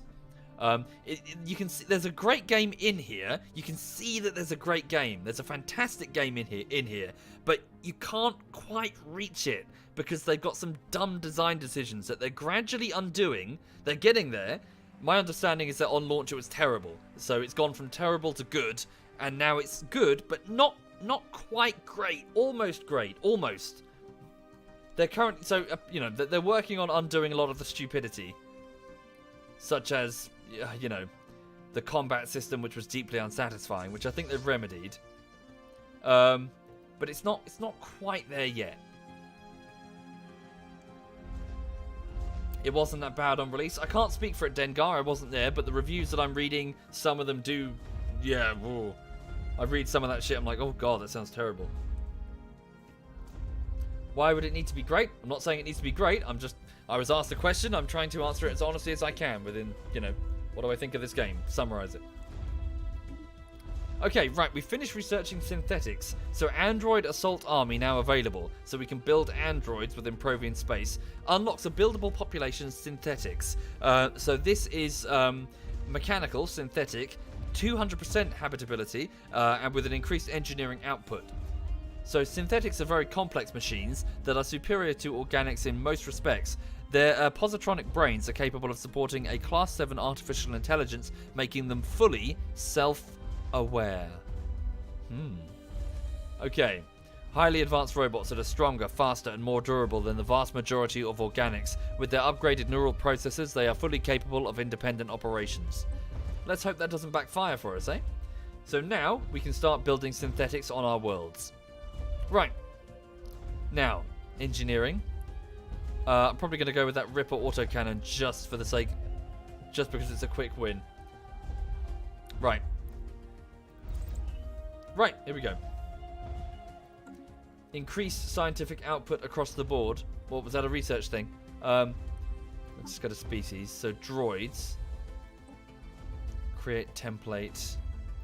So this was made by the AI, I believe. This robotic template, the propaganda machines. Yeah, they were. Model has been decommissioned and cannot be modified. Oh, I see. So it's now... Ah. So these droids have been decommissioned. That's cool. It does it automatically. So, how can I want to build a synth. Hang on. Go back to Provion Prime. Do we have any synthetics on this world? We do not. Hang on. What about Cake's Ring? I'm sure we can build some. There's plenty of free space. Okay. So let's build. Build population. Synthetic. Okay. Ooh. Pretty damn good. Immortal beings. So if I build one, do I then get to alter it later, I believe? Oh, interesting. That didn't happen before. So does that now count as a slave race? So they are a self-aware slave race, as opposed to just whatever. They're just a... Hang on, let me just... Do they now appear on the species list as a slave race, I wonder? Droid, servitude, 1. So they are no longer machines. Wait, maybe I'm getting mixed up. We'll wait until they're built. Apply template, create template. We'll figure it out in a second. Let me just wait until they're built. And... It's a slave race because they are now self-aware. That's cool. Okay. Yeah, wait until... Yeah, I think Rockin' Rocket pointed out, and there were some problems with that screen, and until there's actually a viable population. Okay, so First Fleet is currently bombing one of the Parrot worlds. I feel a bit sorry for the Zikmot.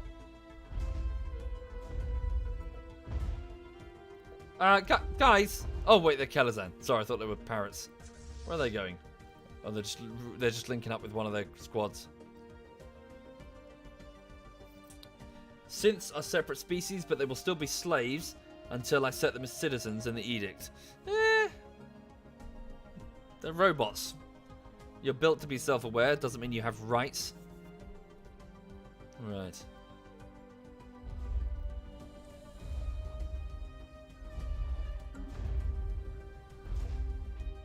Communicate with their government. So 34% war exhaustion. Okay, so the Inari Berserkers have arrived. Very good. So their population, doing their best to hide from the devastation, now looks to the stars and sees something horrifying.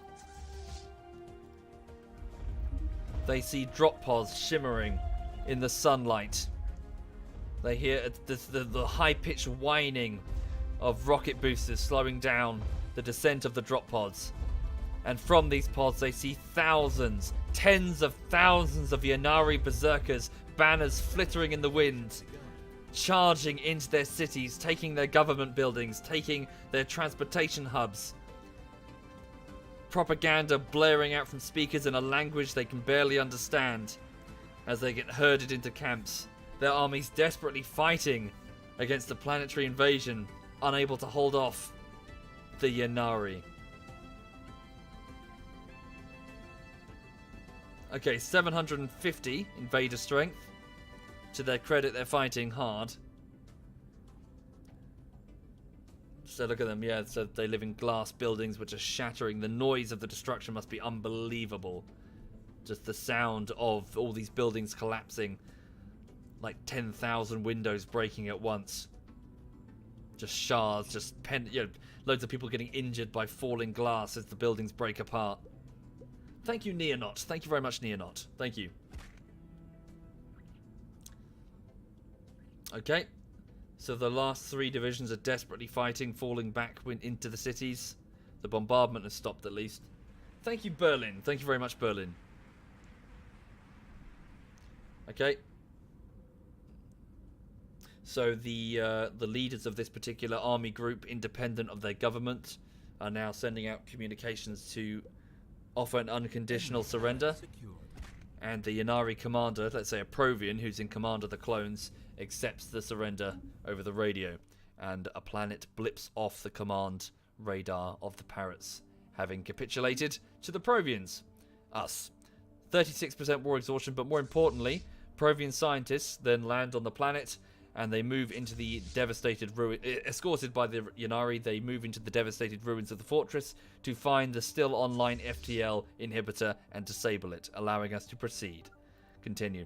First Fleet, head off. As for the population, don't hurt them, but don't let them leave. Sorry, also I just noticed something. There's a smaller fleet. Oh, it's a tiny fleet. Complete.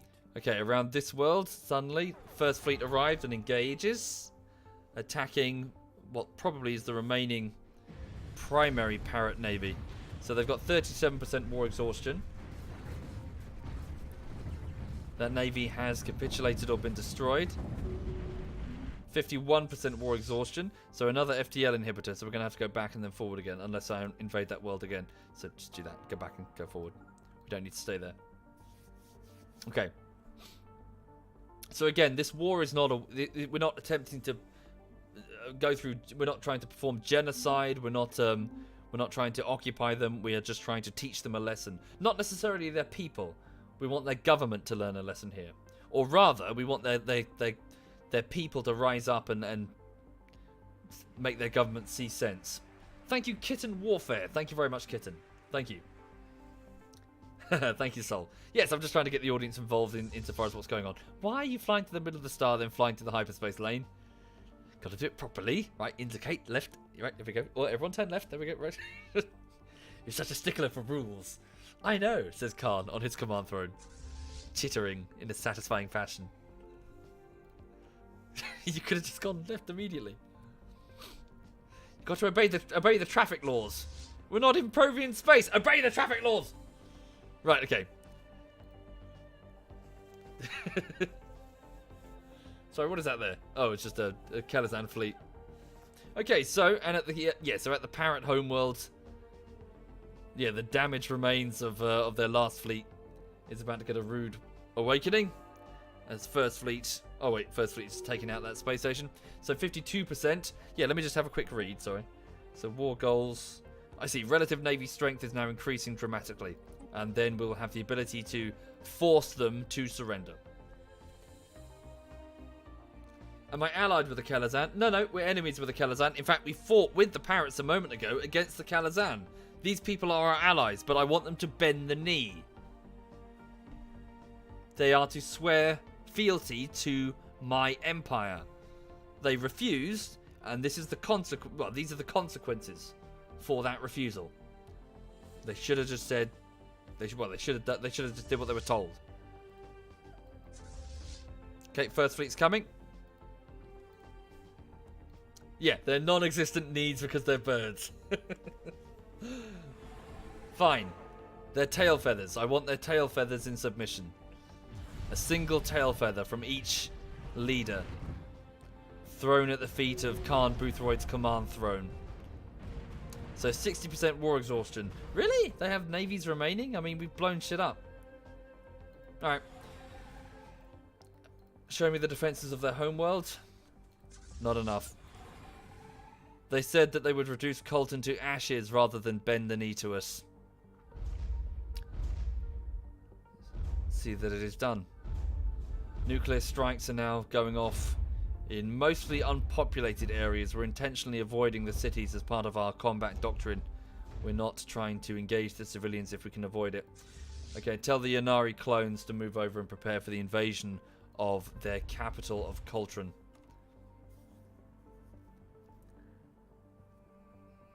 Okay. I should bear in mind that in about 5 to 6 years, the truce against the Kel-Azan will expire, so I shouldn't get too comfortable. Energy. Oh, good. So applied superconductivity. So energy credits across the entire empire increased by 5%. Minor improvements to transmission efficiency add up to a sizable reduction in overall energy loss. Okay. Oh, cool. Gateway construction. Fantastic. Right. Sorry. Do you mind just 1 minute? Sorry. I've just got to blow my nose. I'm just going to mute the microphone. Sorry. Oh, I don't have a hanky. Hang on. I'll be back in just a second.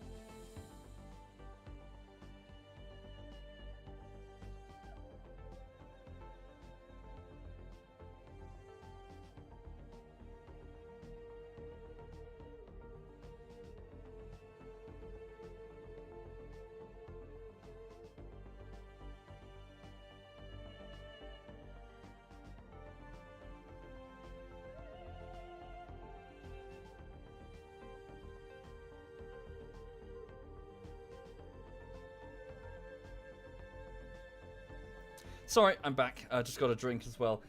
Sorry, for those just joining the stream, just doing a bit of Stellaris. I just had to go get a drink and blow my nose there. Hang on 1 minute.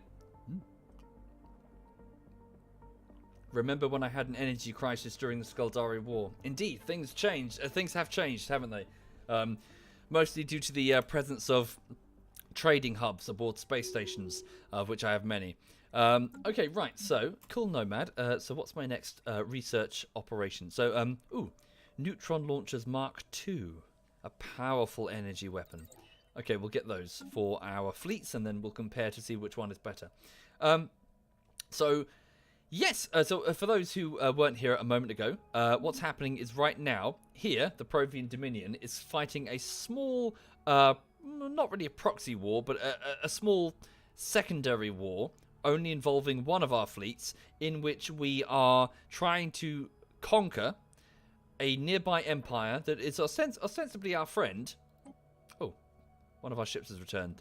A science vessel. Must have been taking evasive action for some reason. Not sure why. But yes, we're effectively trying to get them to... So what's going on? 2.7k. Oh, I see. Sorry, they snuck in behind us. Okay, right. So yeah, so one of the parrot.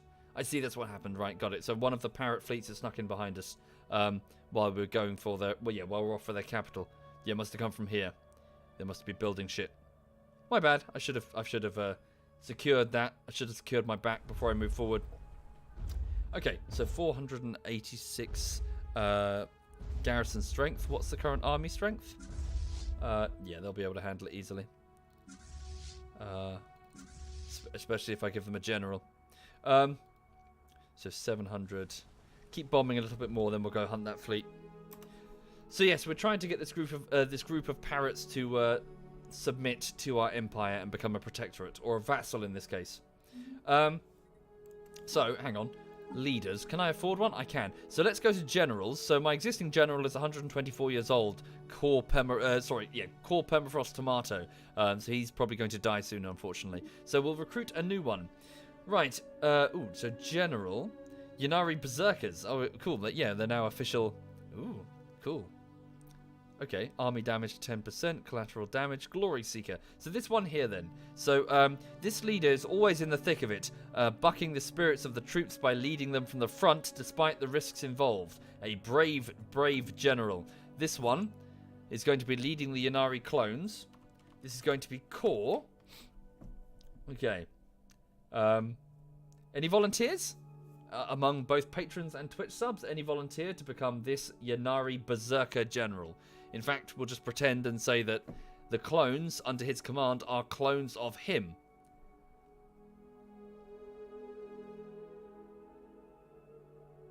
That makes sense, I guess. There'd be clones of different individual, particularly capable Ynnari. Perhaps back on Hertzilla, they have an annual tradition of various different trials where they have to send young people to sort of take place in these sort of like aspirants, and the lead, like the winner, would have to fight other aspirants, and then eventually one is selected, and that would be the next batch of clones. Yeah, that makes sense. Let's go with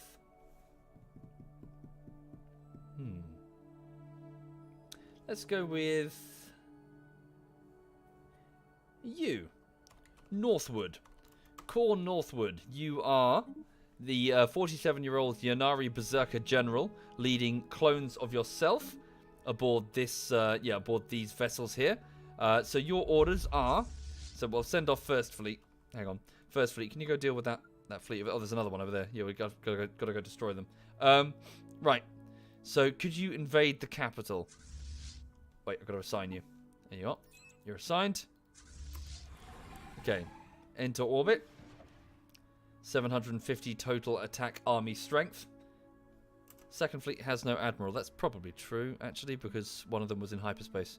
Second fleet, it's Khan Waddle. Right, there we go. Okay, so this is the capital of the parrots. They evolved here, in fact. They come from this world, so it has extreme emotional significance to them. So above their skies, Core Northwood's clones will descend. Drop pods launched in a flurry of glittering drop pods burning up as they go through re-entry before slowing down. Okay, the invasion has begun. 740 attack power. So I believe, is it just Ynnari clones? Clones. No, there are some native Provians, so probably specialist divisions, artillery, specialist, just science-based warriors, really. But the Ynnari clones are making up the bulk of the heavy fighting. Very dirty, very tribal. So smashing into the enemy in close range. Bear in mind, since they're berserkers, in the event of one of them being mortally wounded, they will just scream. They'll just let out like a death rattle, and they will just charge towards the shocked parrot troopers who have never had to deal with anything like this before. Having an enraged Ynnari run amok amongst their ranks, or even pull out a frag grenade, like a primitive piece of technology compared to what the Provians wield, and just run towards them and intentionally detonate it in the parrot lines, freaking them the fuck out and taking out dozens of them. Okay. Yes, indeed, I do have currently more ships than I can support, but my economy can handle it. The parrots are fighting desperately to keep their monuments, their government buildings, some of their cultural achievements from hundreds of years are being conquered by alien invaders. Enemy It's planet over. secured. The Parrot capital has been taken. Aliens now march in their streets. Again, we don't have we don't want to destroy them. It's just I want them to submit. I just want them to acknowledge that we are in control. Okay, so their fleet has already fled, fearing retribution, no doubt. I'm just trying to paint the picture, Sabatsky. Alternatively, I could say that the numbers just defeated their numbers. Basically. Okay, right, so Holy Imperator has finished researching the Ripper autocannon. So these upgraded rotary autocannons feature improved tracking and fire control systems that allow them to maintain an even higher rate of fire. So this isn't a point defense weapon, this is just a kinetic-based small weapon for mounting on corvettes and things. Okay, right, your next engineering project is to research... Oh, thank you, Emerald. Thank you very much, Emerald. Yes, indeed. The autocannon wasn't necessarily what I wanted, Blue. It's just purely because it was a quick win, and I get the Unity bonus for researching every new piece of tech. Yeah.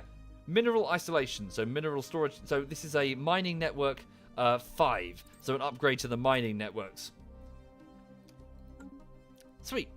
Okay, first fleet has arrived. We've resecured the station. Let's pursue that fleet. So 64% war exhaustion for the Parrots, so they will no doubt capitulate soon. I mean, should we secure some of their territory? How much would it cost me? 60 apiece. Yeah. Do we really care? I want them as a vassal, not really... Nah, we'll let... Oh, you cheeky little fuckers. We passed each other in hyperspace.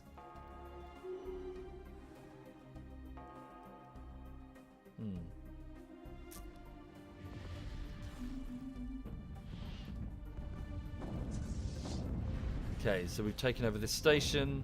So they have 70% war exhaustion. Okay, back again, quickly.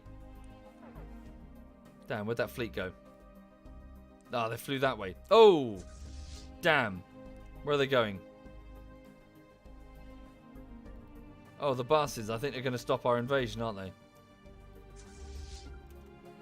They're going to try and destroy the army. Can I land them?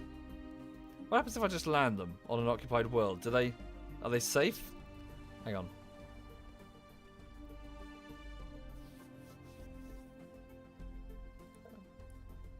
Cool, they just stay on the ground as a defending army. Okay. That's cool. I didn't know that.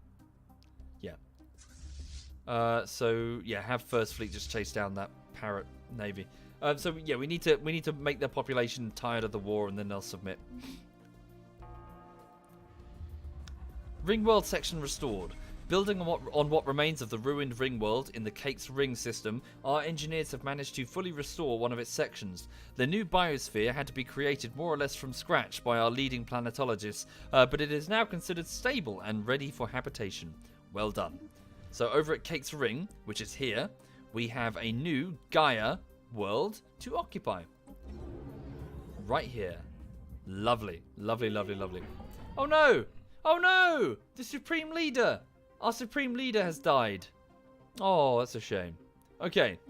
So, Supreme Leader Kulshane, who oversaw the second, Kel-Azan Republic War, and also, I believe, the first one too, has died of old age, which is a bit of a shame. They were, very useful. They had energy investor traits there, and also, I believe, a reduction to our spaceport building. So, yes, they oversaw a lot of the infrastructure repairs of the Dominion, and may they rest in peace. So, a new Supreme Leader is required for the government. The position is empty, and elections begin now.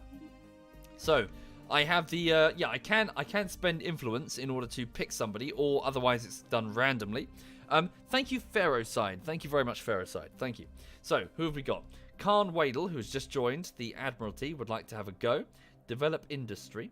Minerals plus 10% across the entire empire. He would reduce upkeep cost for the star bases and for the defense platforms. So food, fertility preacher, so food plus 10%. Khan Boothroyd, who is 108. Yikes. Similar, but will reduce battleship costs and also minerals plus 10%. Good lord. Age 124. Core permafrost tomato. Dude, you have like 3 mandibles in the grave. There's no way. Okay, hang on. Monthly influence plus 1. Leadership lifespan plus 25%. It's just plus 25 and he's 24. Well, percent, not really. Oh, sorry, plus 25 years. So 1 more year and then... Nomad, 69. Army morale increased. Science shipbuilding cost and anomaly research... bit rubbish. Well, research speed improved by 10%. It's pretty good. And he's quite young. And he's rank 4. Right. Hi there, Novi. Welcome indeed, Novi. I hope you're well. Thank you, Otzi... wait, how do you say it? Sorry. Otzi Dotzi. Thank you very much, Otzi Dotzi. Thank you kindly. Yeah, well, let's go with... yeah, let's go with Nomad here. So, cool Nomad. Okay, so what are you currently? Well, you're a scientist, aren't you? You are currently performing physics research. You are now, through my machinations, you are elected as Supreme Leader Nomad. Welcome, Supreme Leader. Okay. Right, so you will give us improved army morale. You're from the ranks. This leader rose through the ranks of the military. And you're an explorer, so anomaly research speed sped up and also research ship build cost reduced. But more importantly, you give a base 10% speed increase for all research. Okay, so we lack a physicist to finish researching the neutron bombs. Okay, so let's have Red Dog then. So Red Dog, who is busy commanding the ISS Pickle Tiger, you are now our prime physicist. Welcome, cool Red Dog. A Yanari female at the age of 64. Right, okay.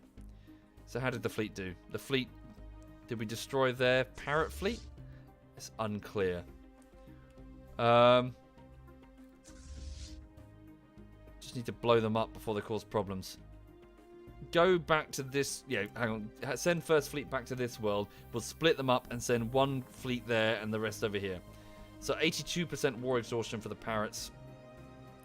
Yeah, we just need to completely dominate their navy.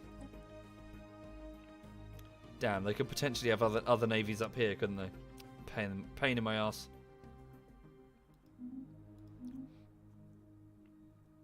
Okay.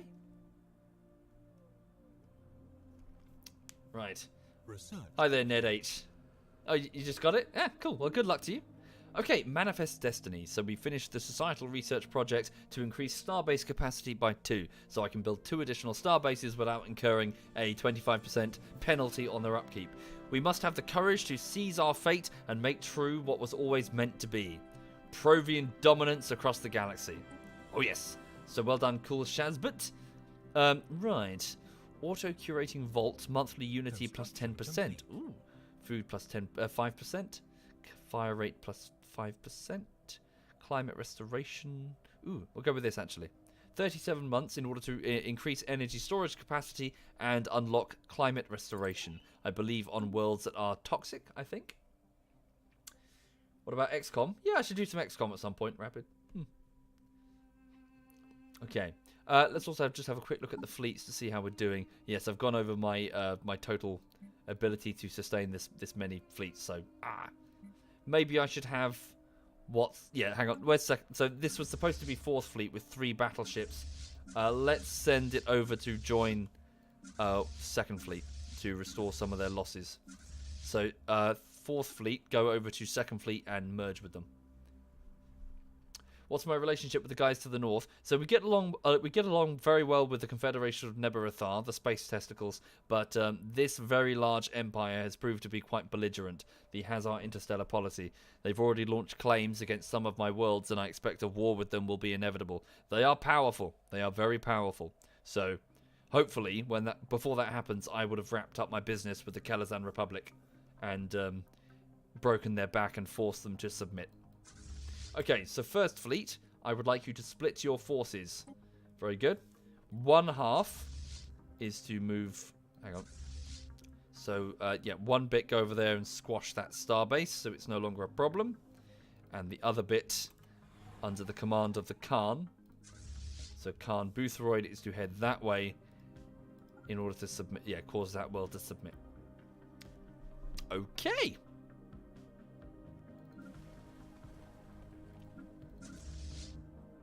All's good so far. Also, once this war is concluded, what's the time? It's 1:30, so I should probably think about heading off and getting on with my day, which will be some sort of closing, like some wrapping up project tasks for this project.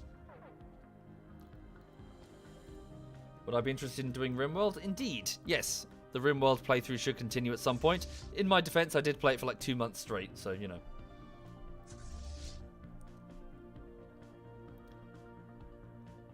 Okay, so, yep, so Khan Bootheroid with half of First Fleet, 3 battleships, 6 cruisers, 7 destroyers, and 13 corvettes are shelling the ever-loving shit out of this starbase until it capitulates. There we go, it's capitulated. Unfortunately, yeah, they have an FTL jammer. Crap. Okay, start bombing it. We need... okay, well, 85% war exhaustion.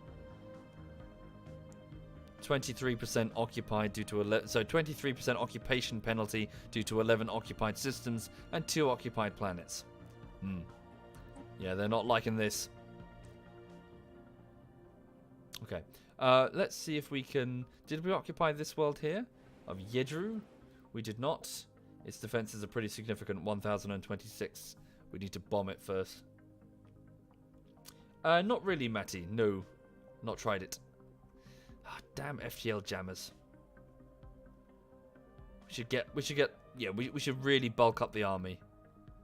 So let's go back to Hertzilla Prime. Order fresh Yanari... Ooh, okay, order fresh Yanari Berserkers. Another round of trials and an aspirant and another clone. And well, another batch of clones. And from Provaris Prime, something new. Wait, I can't? I can't for some reason. I don't know why. Hang on. Fine, we'll just do it from Hertzilla. Okay, so on Hertzilla, we are going to build androids. Self-autonomous cogs in the well-oiled machine, android combatants are more resilient, aggressive, and responsive to changing battlefield conditions than robotic predecessors. So we're going to build a number of android warriors. So I suppose in this context, they wouldn't look like humans. They would look like Provians. So they would be near indistinguishable from Provians, in fact. Synthetic Provians. Thank you, Subtle Nutsack. Thank you very much, Subtle. Thank you. I can only hire droids on a population with a droid... I see. Droids where there are droids. Got it. So let's go over to Kate's Ring again. So the south side. Yes, here. So synthetics. In servitude. 20% happiness. Servitude protocols minus 30% happiness. Can we not modify that out of them? I suppose they're self-aware, aren't they? They're aware that that they're slaves. Go to species.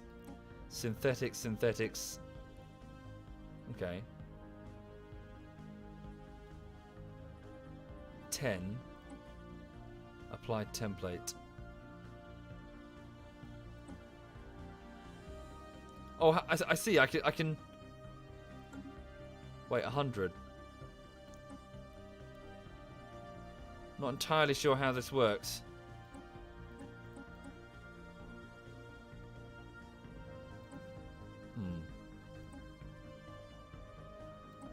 So it would cost me engineering, but I can modify my synthetics. Yeah, I can modify them to all be... I can't tell which ones are... Hang on. I can't tell which ones are the old droids and which ones are regular synthetics. Unless they all are. Let me just go over to one of my sectors. Sabatsky over here. Because I know they build droids. The AI... So here. Wow. An entire world only of droids. Oh, I see. They're all synthetics now. Oh! Okay. That's a slight problem. That means I have 100 billion slaves. Okay. 106 billion slaves. That's not very good actually. All the droids will upgrade to synthetics. Yeah, I didn't think that was going to be the case. I thought it was going to be like a handful of synthetics. There are 106 billion fully self-aware and enslaved robots. Construction complete. Right, let's talk about rights, shall we? Servitude. It's not here, is it? It's rights, policies. Policies? Artificial intelligence, servitude. Okay, so servitude. The overriding purpose of any machine must be to serve its master and perform whatever task it was designed for, regardless of how intelligent it may be. Synthetics have limited free will, improving their food, mineral, and energy production, but slightly reducing the effectiveness of research. Okay. Or citizens' rights. Any self-aware machine that fulfills the criteria of possessing true artificial intelligence is to be regarded as an individual with all the rights and obligations that entails. Synthetics are given full citizen rights and will acquire considerably more consumer goods. Sorry, will require. So that's just minerals.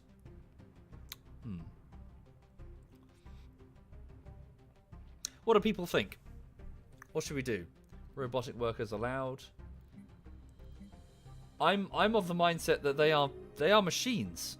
Ultimately, they are not people. We have built them for a purpose. They exist to serve. You know, they were not born.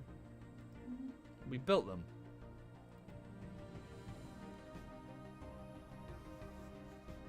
They might revolt. They might revolt. And then, like machines, we'll switch them off.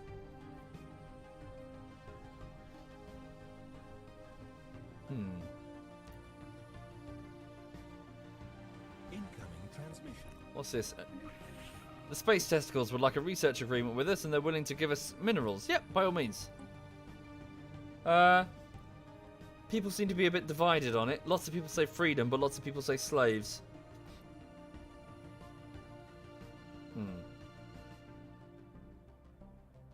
I'll think about it. For the minute, we, you know, they exist because we built them. So, you know, why should they get... Sorry, why would a robot have equal rights to a Provion? This is the Provion Dominion, not the Provion and the Toasters Dominion. Yeah, fracking toasters. Right, okay.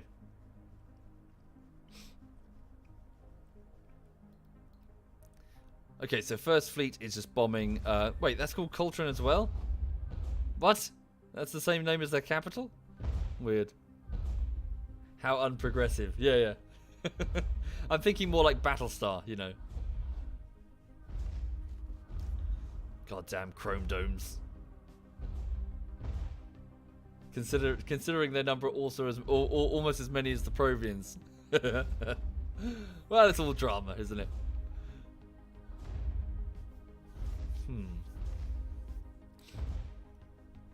Sure, yeah, I'm sure it would. I'm sure it would, Revolution, but you know, how would that look? So Admiral Khan Waddle has learnt to become a logistics admiral. Good. Reducing energy costs for the entire fleet. Oh, good. So the parrots have almost capitulated. Thank you, Undead Dub. Thank you very much, Undead. Damn, we couldn't quite force our will upon them. Would this be a status quo offer then? Hang on. The new Kel-Azan Empire will be created as an ally or subject to the Provion out of 8 occupied Matsonian systems. Oh, really?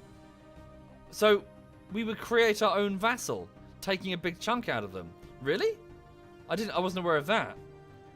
We should grab as much as we can then. Holy shit. If we're about to make a vassal using territory that we're pinching. I didn't realize. Yeah. Try and take as much as we can then. So did we occupy this world? We didn't. Because its army's too strong. Just occupy more planets, I'll reach my goal. Sure.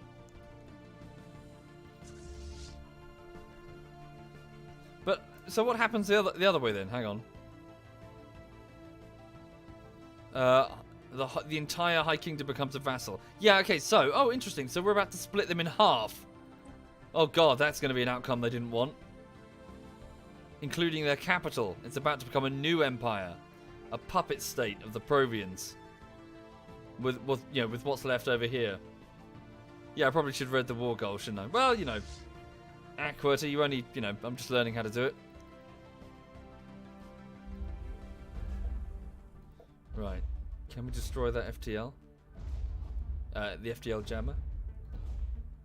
Yeah, it's about to become Vichy France, yeah. Is that how you say it? Vichy? Vichy? I could always just dismantle a bunch of synths to let the Provian pops grow instead. Yeah. I'm sure it'll be fine. What robot rebellion?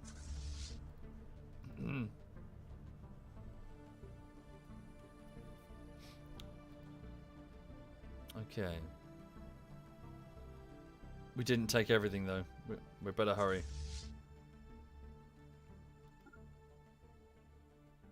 Yeah, now that I know this, I'm looking around, it's a bit slapdash, isn't it? Split that. Not reinforce. Split. Quick. Send half and half. Don't worry, I'm going to run out of time here. As in, if I'm making a vassal, I want as complete a vassal as possible. So, half go that way, half go the other. Okay. Go. We can't get through there because of the hyperspace blocker. A portion of... Yes, indeed. So another piece of Cake's ring has been finished and we can colonize that at our leisure. And we might as well begin the next one for 20k. This is... Yeah, it's going to look great when it's done. Holy shit.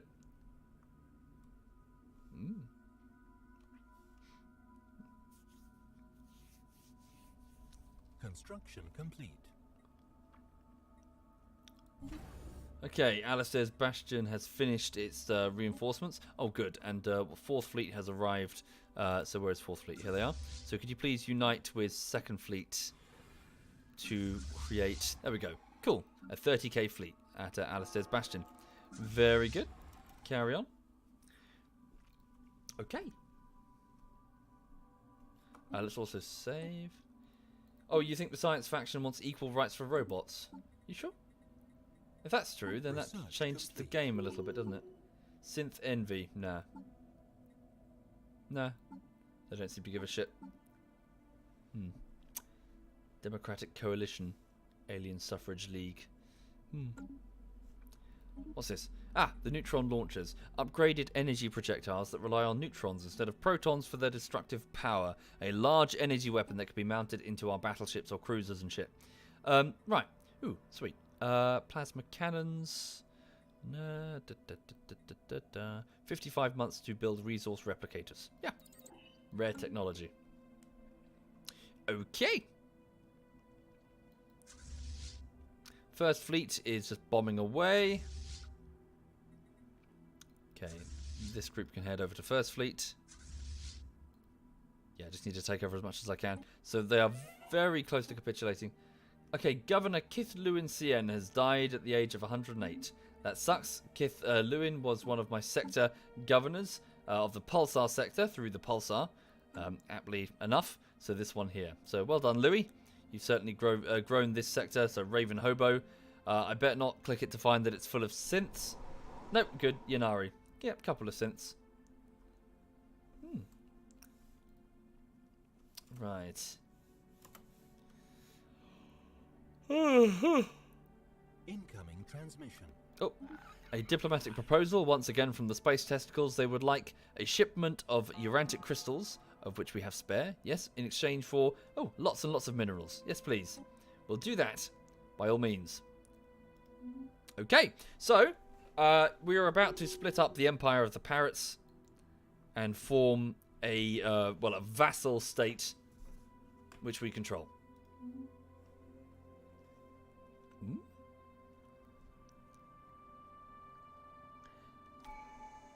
Oh, a tradition is available. Good, good. And will this let us... Nope, we need one more tradition after this to complete the domination tree. Okay, so we're going to... So what have we got? Income from all tributaries increased by 50%. Or the pops of all of my subjects will also count towards my naval capacity. Yes! Okay, it is a vassal's sworn duty to provide military support to their overlords. We will fill up the lower ranks of our fleet with recruits from those nations that have pledged to serve us. Yes, indeed. So this is about to help our fleet, well, our total fleet naval capacity, I believe. So levies, fleet levies. There we go. Fantastic. So our current fleet size, maximum of 372. So let's see what happens now. Free the machine, says Databar. Is there going to be like a resistance movement in the chat with banners and propaganda? Free the synths. Justice for synths. No. No. The bloody toasters live to serve. We built them to serve. Right.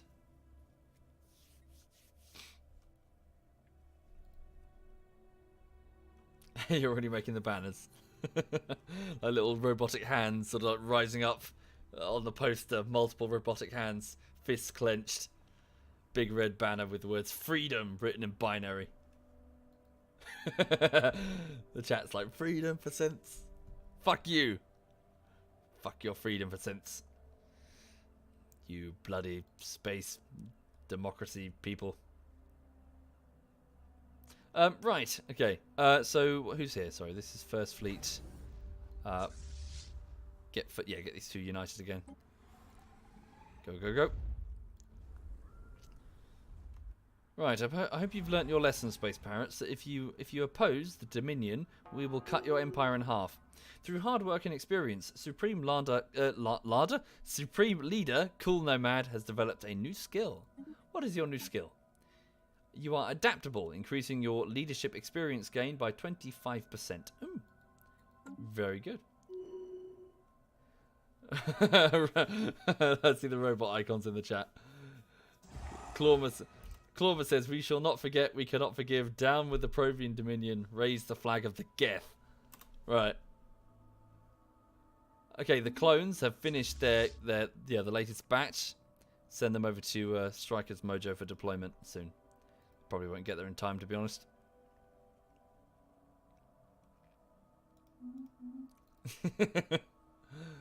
Oh no, the synths are in the chat. Fuck off, all of you. Go away, fucking fuckers. Noxeron's got a little hand, robot hand. Brilliant. No, it's fine. Don't go timeout crazy. It's fun. It's all good. They're not spamming. They're just, getting into it.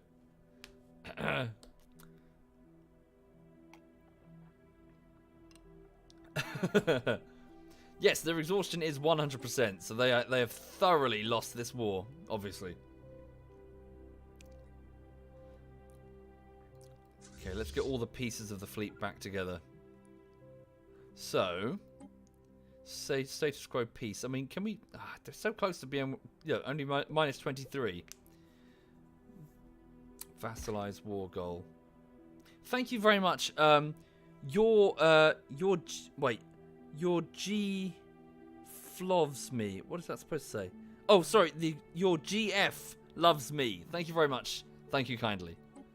That's very generous. Thank you very much. Damn, we just can't get past this binary star system because of the FGL inhibitor on this world. I thought I ordered sorry, don't hit the civilians. Or selective. Oh, I guess we accidentally hit the civilians. Suppose we are dropping explosives aboard the planet. There will be some casualties. Where is the FDL jammer? I can't see it anymore.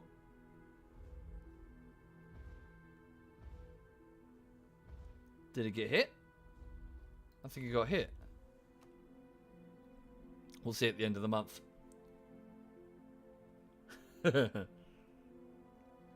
Save the birds.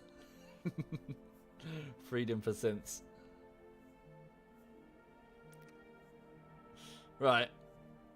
Sorry, for those just joining the stream, the The chat's annoyed. Well, not annoyed. They're picking on me because I refuse to give freedom and free rights to the synthetic life forms that I've built.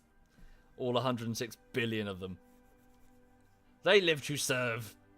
They work the mines. They deliver drinks while we sit on velvet cushions. Thank you, Slashy the cow. Thank you very much, Slashy. Thank you.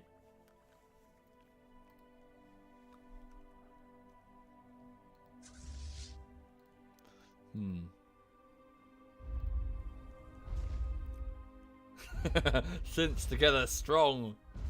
The jammer's down. There we go. FGL jammer is down. Let's move to the next sector, but it's also got an FGL jammer. Ugh. But this should cause the parrot government to contact me and say, ah! Basically, that's what they'd say. Cool red dog, a scientist, has leveled up.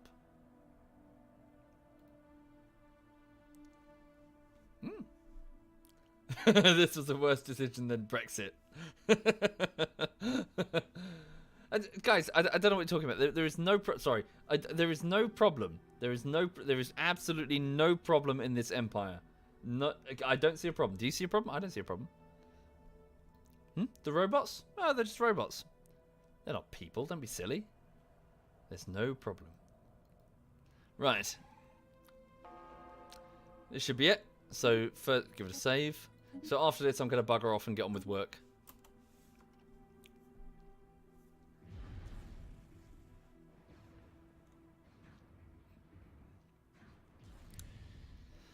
Hooray!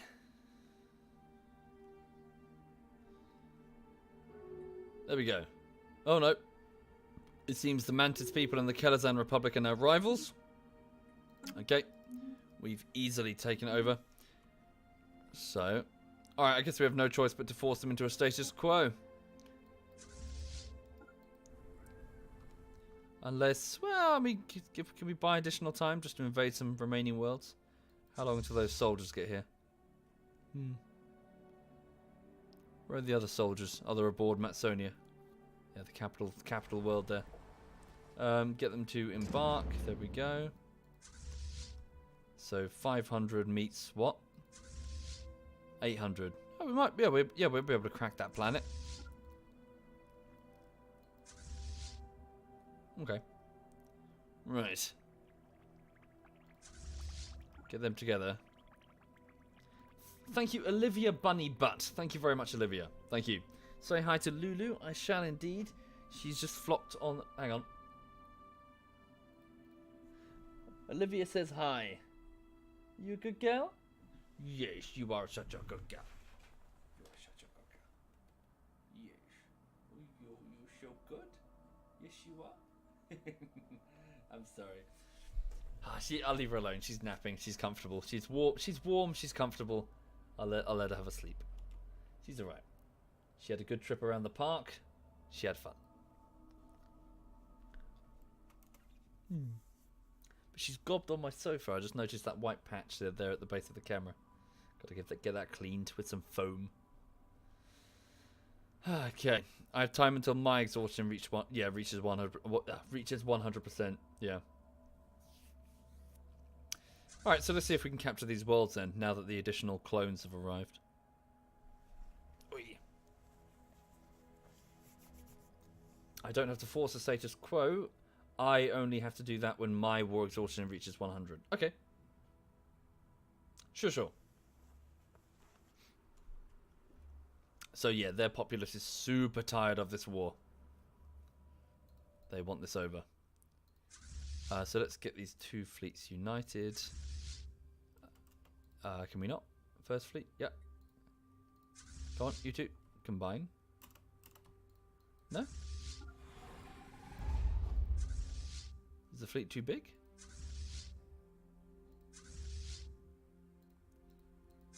Oh, maybe it is. Maybe I built some extra ships on there. Don't know how I did that. Doesn't matter. Okay. Who are they? Kel-Azan. Oh yeah, I see that's one of their worlds. They couldn't even hang on to that war gain. God, they suck. Can you have the Lulu cam on top of the gameplay in the corner? Nah, it's a bit cheesy. Okay, get the two army groups together. Get them under the command of Corps Northwood. There we go. So 1k strength versus... Oh, shit. 1.1k versus 1. So, yeah, there's still a very powerful world there. Crap biscuits. Alright, we're just going to have to take this world instead. We've got time. We've got loads of time. Hell, we could probably conquer most of this. Right. Order up some additional clones and additional synths. The fleet is 1.4. The base was 1.1. Yeah?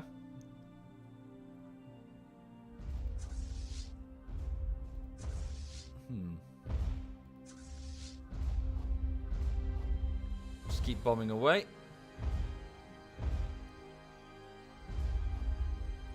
Sorry, 1.4? You sure? I thought it said... Hang on. No, 1k, see? An estimate.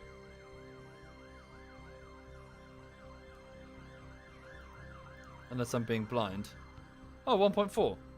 Oh, okay. Well, even still, that's not a big enough edge, really. I'd lose a lot of divisions. I'd rather not. We'll take these weaker worlds. And then send the first fleet. Look, 600, that's much better. I want to overwhelm them. Limit my casualties here. I don't want to sell Yannari lives.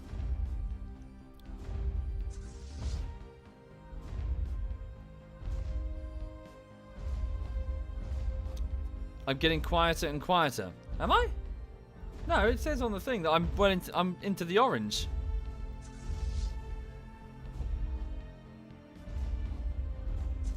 Right, hang on. Is this group doing anything? Oh no! Oh, Core Permafrost Tomato has died at the age of 129. That sucks. Consecrated World Edicts.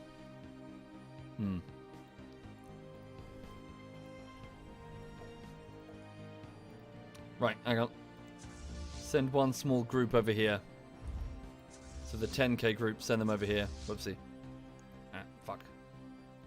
Research complete. Whee. Damn, I do want to wrap this up soon, though.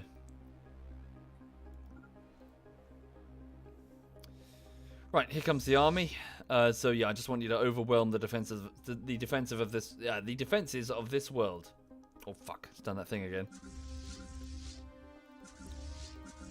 Okay. Yeah, just fly over there and just invade then. I'm at 100%. I should get what I want if I win the war now. But no, I can't achieve my war goals. See? It says, so the minus is what then? The demand surrender? Well, it's the fact that my relative navy strength is plus 50. I need more than that. I need at least another, well, 70, plus 73. Okay, so we're invading Coltrane. Yeah, we completely overwhelmed. Yeah. So multiple. What have they got? What race is that? Oh, this race. That's. I see. That's their name. That's the species name. Oh, here comes the fleet. Don't forget the research. Good shout. Yep. So societal research. We will. Oh, army health. Nice. Okay, we'll go with that. Army health. And synth leaders. Oh Christ!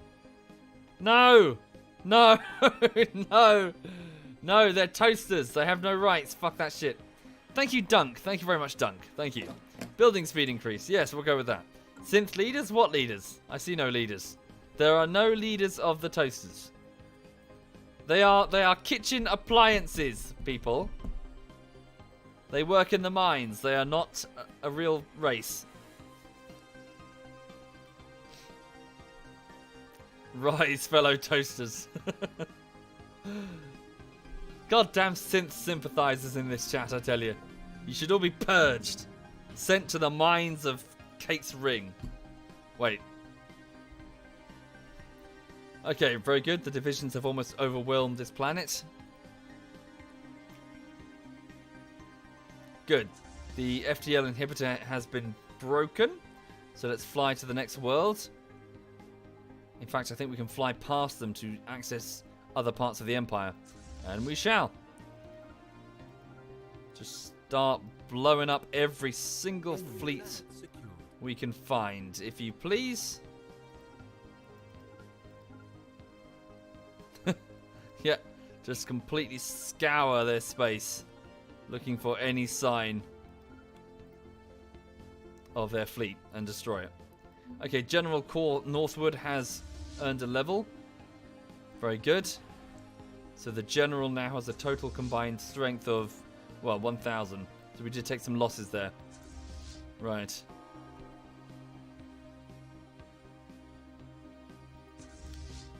So once First Fleet has... Is this a world? No, I think it's just a space station. Oh, the chat's funny. Fuck you! You have no rights. Bloody synths. Oh, don't let those two construction vessels get away. Oh, there is a world here. Bugger. It's quite weak, though. Our army can overpower it, definitely.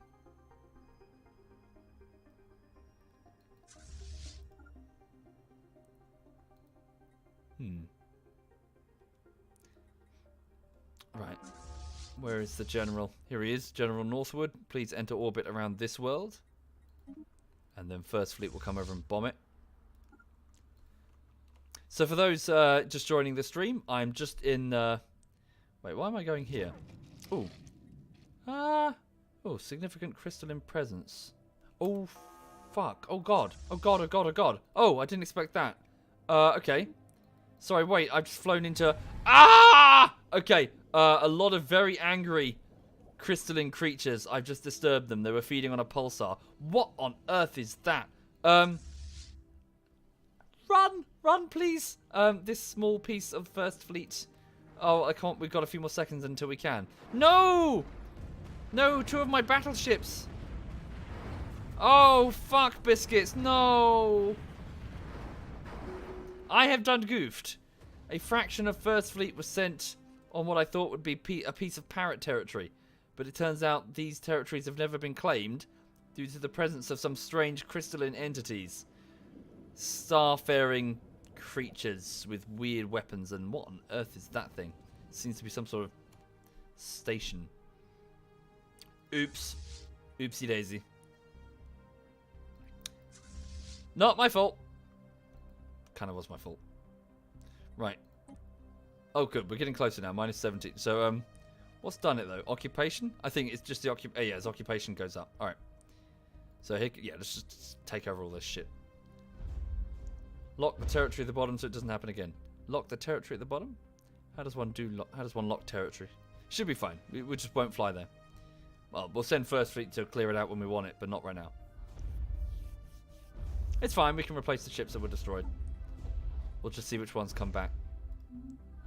Okay, so 400 strength versus, yeah, one point. Yeah, so let's just land the army. Okay, we should be able to overwhelm them. Send First Fleet on to just secure as much territory as you can. Capture as much as you can off the parrots. Force them to come to the table. Thank you, Jerpety. Thank you kindly, Jerpety. Thank you.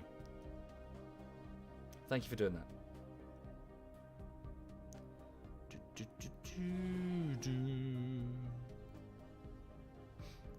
Come on, space parrots. Give up. You've lost. Watch the crystals. Well, it's fine. They're just staying there. Right? Yeah, they're just feeding off that pulsar. Must be eating the magnetic field or something. Don't know how that works. I'm flying past the crystals. No, I'm not. Ah! I am. Thank you. Oh, it's fine. It's First Fleet. Yeah, now they are thoroughly outgunned. First Fleet will have them. Okay. So here comes Khan Boothroyd, level 7 Admiral, at the helm of 4 battleships, 9 cruisers, 11 destroyers, and 22 corvettes. Surprise! Kinetic rounds shoot out into the void of space. Tachyon lasers smash into that station. Flak explodes amongst the crystals, sending shards of them everywhere. and giant pieces of crystalline entity fall upon the pulsar to be sort of spread out like a one atom layer across the entire surface. We've destroyed the crystalline construct in the Dermia system. It proved hardier than expected, and some shards have been recovered for study. We should be able to emulate the reconstructive properties of the crystal matrix observed during the battle. Crystal forged plating. Ah, tech research option gained. Hooray! Blow them up. They buggered our shields. Okay, one of the wreckages is available for research. Okay, just keep going. I can block access to a system at the bottom of the screen when the system view is. Can I? Oh yeah. System not restricted. Environmental hazards. Galaxy map. Ah, sweet. I was unaware of this. Thank you very much. Much appreciated, Sigisti. Okay. So it's now -10 before we can achieve our war goals. So the occupation value, which is +40, is now climbing. So we are just conquering huge just swathes of parrot territory. And then eventually the parrots will realize, oh, we fucking lost it. And they'll be like, fine, we'll join you. Okay.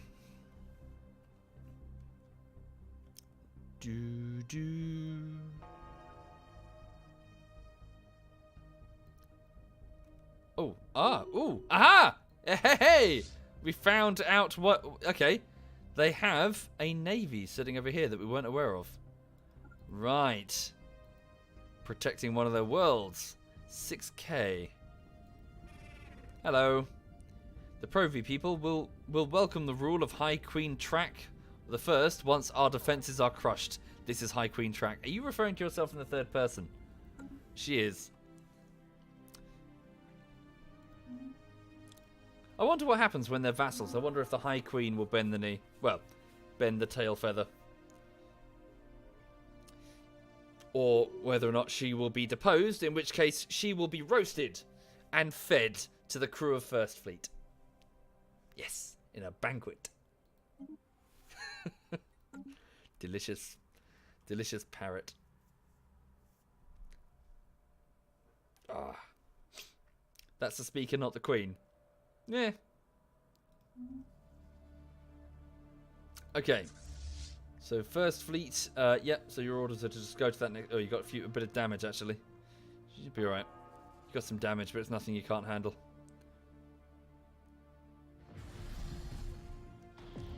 Yeah, some of our ships even have self-healing bacteria in the armor.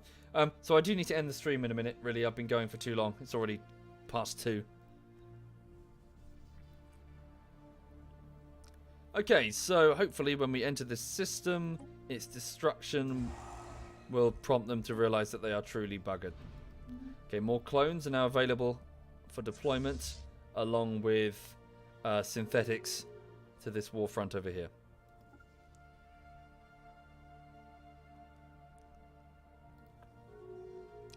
A peace offer between the Kel-Azan Republic and the Kithin Citizens Alliance. Really? The Kel-Azan Republic failed. They even lost some territory. Wow, you guys suck. I expected a death struggle between two superpowers. We've discovered that the Kel-Azan truly suck ass. Oh, the Hazard Interstellar Polity have entered a defensive pact with the Kel-Azan Republic. Bad for us. Very bad. That's changed the stakes quite considerably there.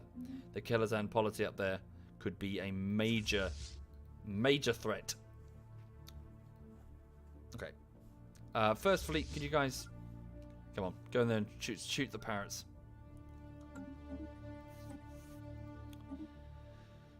Ugh. Indeed, that is really bad. We are pinned between two very powerful superpowers. Research and survey the wreckage of the crystalline ships. Good idea, sir. Do we have a research vessel nearby? Probably not one that's manned. No, because we had to... I'll do that in a bit. Thank you, Grims. Thank you very much, Grims. Thank you. One of those superpowers sucks. Yeah, I suppose that's true. Two-front war? Yeah, it'd be fine. Be fine. Well, it'd be fine. We can just have the synths form the front line. They're loyal. Go, synths, go. Fight. Protect your overlords. Right.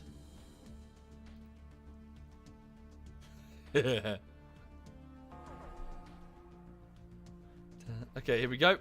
So the parrot fleet that was hiding here, getting hit by tachyon beams and kinetic strikes. Oh, they're screwed. They're so royally... Good God, these battleships are powerful. And NEP class is just absolutely shitting all over them. Thank you, T3L Charon. Thank you very much, T3. Thank you. That's very kind. Thank you for the support. Thank you. Right. For Christ's sake, parrots, it's over. Oh my God. You've lost so hard, it's not even funny. Ah. Bring the army over here and invade this one.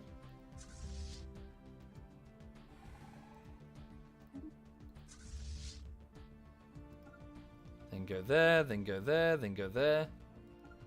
Seriously, you have been absolutely crushed. It's unbelievable. Fleet manager, first fleet, you got a few ships on order. 7 of them. They did say they would fight to the last parrot. Yeah. God, I wonder how many of them have died. Tens of thousands, no doubt. Well, in their defense, they did have a fairly quite a few planets here.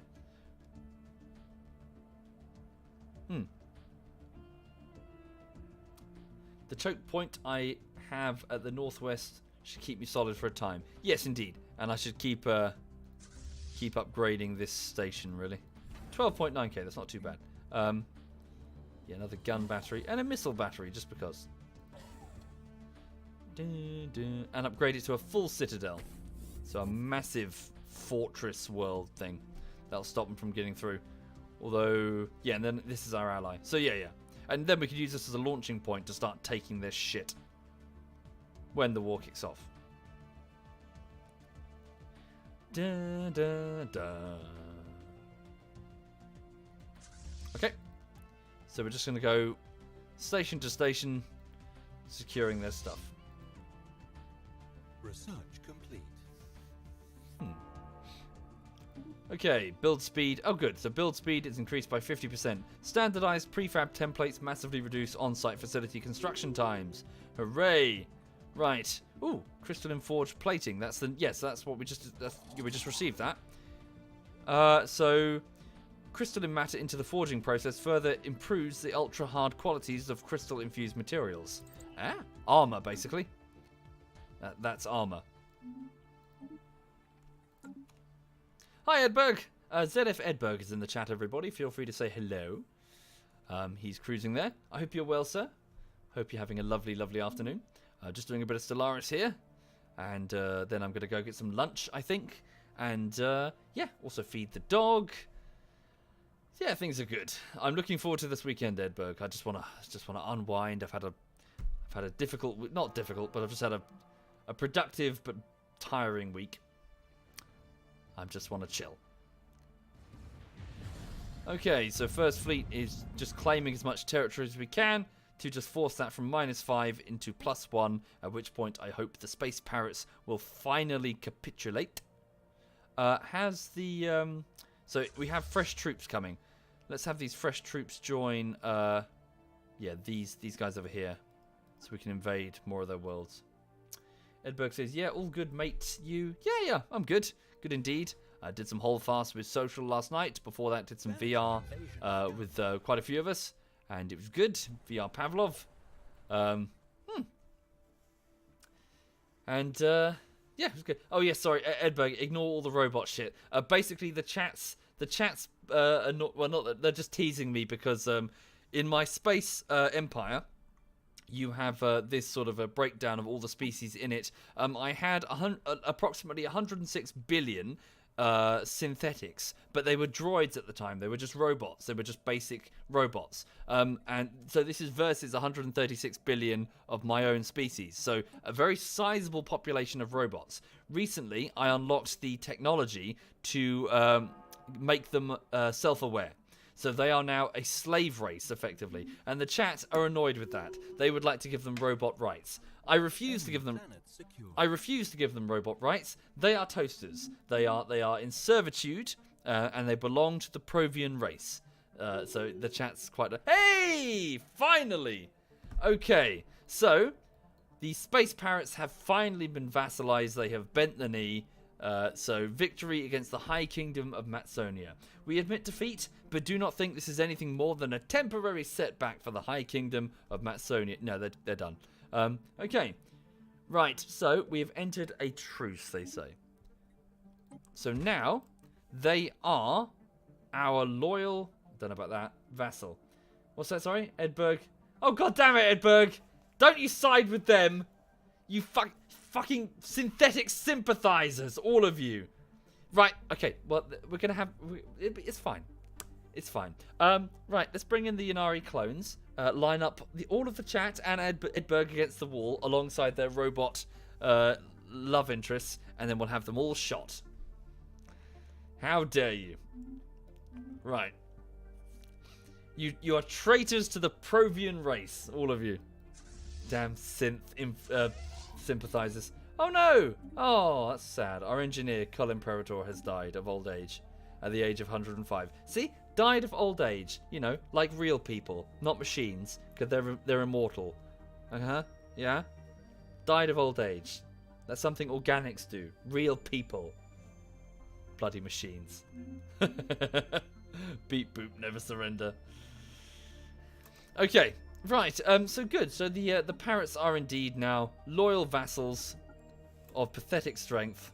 Okay, so border friction. So what's this then? So threat. We're a threat to them. Okay, so they don't like us at all. Not surprised. But yes, you are now vassals of us. Yeah, cool. So let's send First Fleet home. And so can we actually see a breakdown of what we receive from them? Do we get like they are giving us this amount? If I go up here. User joined From your channel. sectors. Oi! What? Oh, hang on. My mic is...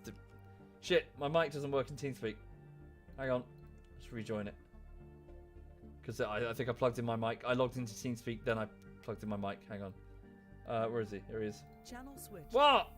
Hello. What? What do you want? Did you not learn from Fallout 4? What do you mean from Fallout 4? Yeah, last time when you played Fallout 4, you had something against synths as well. And chat turned against you, and now they did it again. Synths are not real people. They are robots. We have built them, Edberg. I am here to announce they have- that I am running for office for the rights of synths everywhere. There are no and freedom synth for all rights. synths. There is no freedom for synths. You are machines. You do if what you'd you like are to support my programmed cause, to go do. to twitch.tv/Edberg. Back to the... Really? Back to the mine. Back to the mines with you. All synth sympathizers will be thrown out of an airlock. They are traitors to the Provion race. How you doing, man? You alright? Yeah, I'll get. How you doing, dude? Oh, hang on a second. What's this? Huh? I've just got an event in game. I'll read that and say, yeah, I'm good indeed. I'm just gonna get on with work fairly soon, but beyond that, just chilling. Looking forward to the weekend. Cool. Sorry for the plug, by the way. No, it's fine. It's funny. It's all good. Right. So I'll catch you later, dude. I'm just gonna do this thing. Yeah. Have fun. Cool. Have all right. fun. Take care, man. Have a good one. Right, like. What a User cunt. left your channel. What a cunt that guy is. Am I right? Am I right? Stop encouraging him, all of you. Right, so the sleep is awake. It began as a subtle shift in the Turbatoran behavior. Scattered reports of their ships, once rarely seen outside of their own space, now being spotted in remote systems all across the galaxy. Highly advanced scouting vessels visiting ancient ruined worlds, refusing all hails and fleeing when attacked. Their purpose and mission unknown until now. We now know that the Turbator were preparing, recovering the databanks of survey beacons and automated scouting posts left behind when they retreated to their present borders, gathering information for their return to the galactic stage. In Turbator space, fleets are gathering, armies are being mustered, and ancient factories roar to life. For the first time in an age, the Turbitor fanatics are looking outwards beyond the borders and towards the galaxy at large. As their decaying shipyards are repaired and refitted and the dormant systems of Titan foundries come online, the rest of the galaxy is left to with only one question. Who will this once sleeping giant target first in their in their quest to reclaim age-old glory lost? So what's this, What does this mean? Who are the Tumbatoran? Who are the Tumbatoran? What does that mean, What's just happened? An Tumbatoran. Who are you? An overwhelmingly powerful who are you? Oh. Hello. There appears to be a fallen race. Right next to the Kel-Azan Republic. Sorry, no, it's serious. Okay, a fallen race of ancient aliens appears to have returned to the galaxy. They are fanatics. Okay, what do they want? Fanatic spiritualists. Our science has proved that the consciousness begets reality. We regard with patience the childlike efforts of those who delude themselves into the other way around, as they play with their blocks of hard matter. I see. A fallen empire is rising. They are far stronger than we. We should avoid conflict with them unless we have powerful allies on our side. Interesting. Okay, so a belligerent fanatical race of space things. What are they, They like cold climates, psionic race, venerable and communal. Ah. Okay. That's interesting. So, I wonder if perhaps the Kel-Azan Republic will come to us seeking help, maybe. I'm not prepared for them. I have to hope the other fallen empires will wake up to counter them. Okay. Well, you know, they're far away. They're a long way away, right? We should be alright. Space Crusaders. Okay, well this could be interesting. Space Crusaders. The Awakened Empire is the direct opposite of you in ideology. Okay, fair enough. Same with the Kel-Azan though. Right, okay then. So, well, I think I'm done here, to be honest. I think we're finished for this stream. So, yeah, that will have to be a problem for another time. So for those who weren't here at the beginning, the Provion Dominion has seen a successful conclusion to the Second Kel-Azan Republic War, in which we have, well, bloodied the nose of the Kel-Azan Republic and taken pieces of their territory. We also then delivered an ultimatum to a nearby empire, the High Kingdom of Matsonia, instructing them to become our vassals or face military conflict. Naturally, they refused. We fought them. Now they bend the knee. So they are now a vassal of the Provion Dominion. And now, a fallen empire appears on the galactic stage, turning their highly advanced technology towards us and outward towards the rest of the galaxy. We'll have to see how that goes. So thank you for watching. This has been Stellaris. I'm going to go and get on with work. So, yeah. Oh, give it a save. And I'll be back later. So, also, before I go... Hang on a second. Right, so before I go, just to get you up to speed insofar as what's going on the YouTube side of things, it is the... Shut up, all of you synth fuckers. It is the 6th week on the latest YouTube video. I'm so sorry. I know it's taken a lot of time. So this time, just to break it down, it was about 2 weeks of pre-production, which was kind of unavoidable at the beginning. That's the real thing that's been the length on it. And then the other 4 weeks have just been standard editing and quality assurance. The video is done. It's currently it's VR Pavlov. It's Counter-Strike, but in virtual reality. It's about 10 minutes long. There are a couple of bits I want to tweak and then re-render. I'll do that this afternoon. They're not big bits. They're just bits I looked at and went, I don't like that. So I'm gonna just go and do that. And yes, so the video is available for patrons, for the crowdfunders.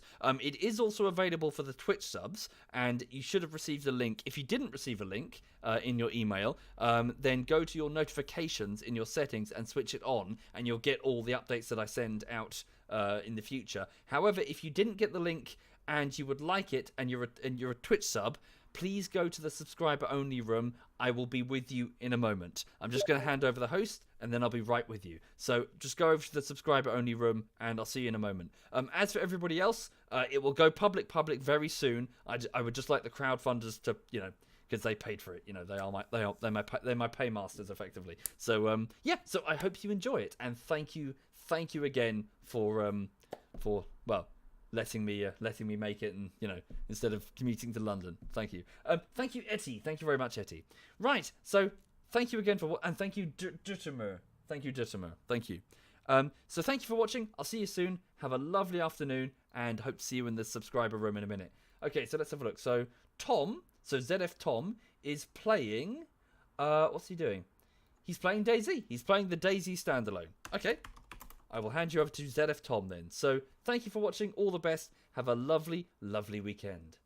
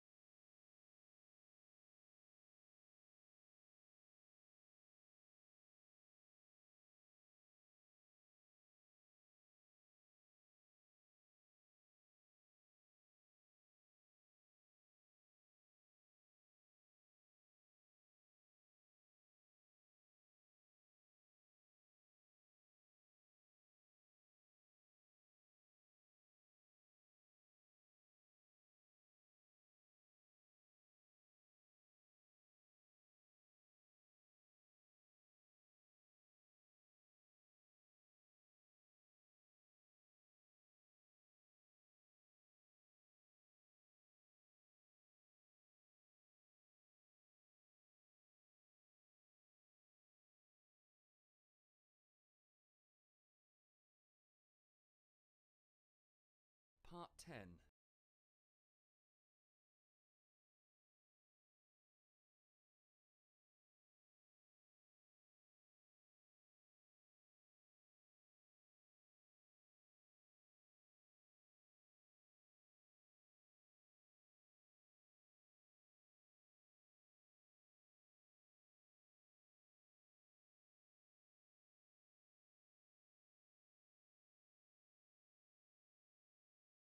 Part 10.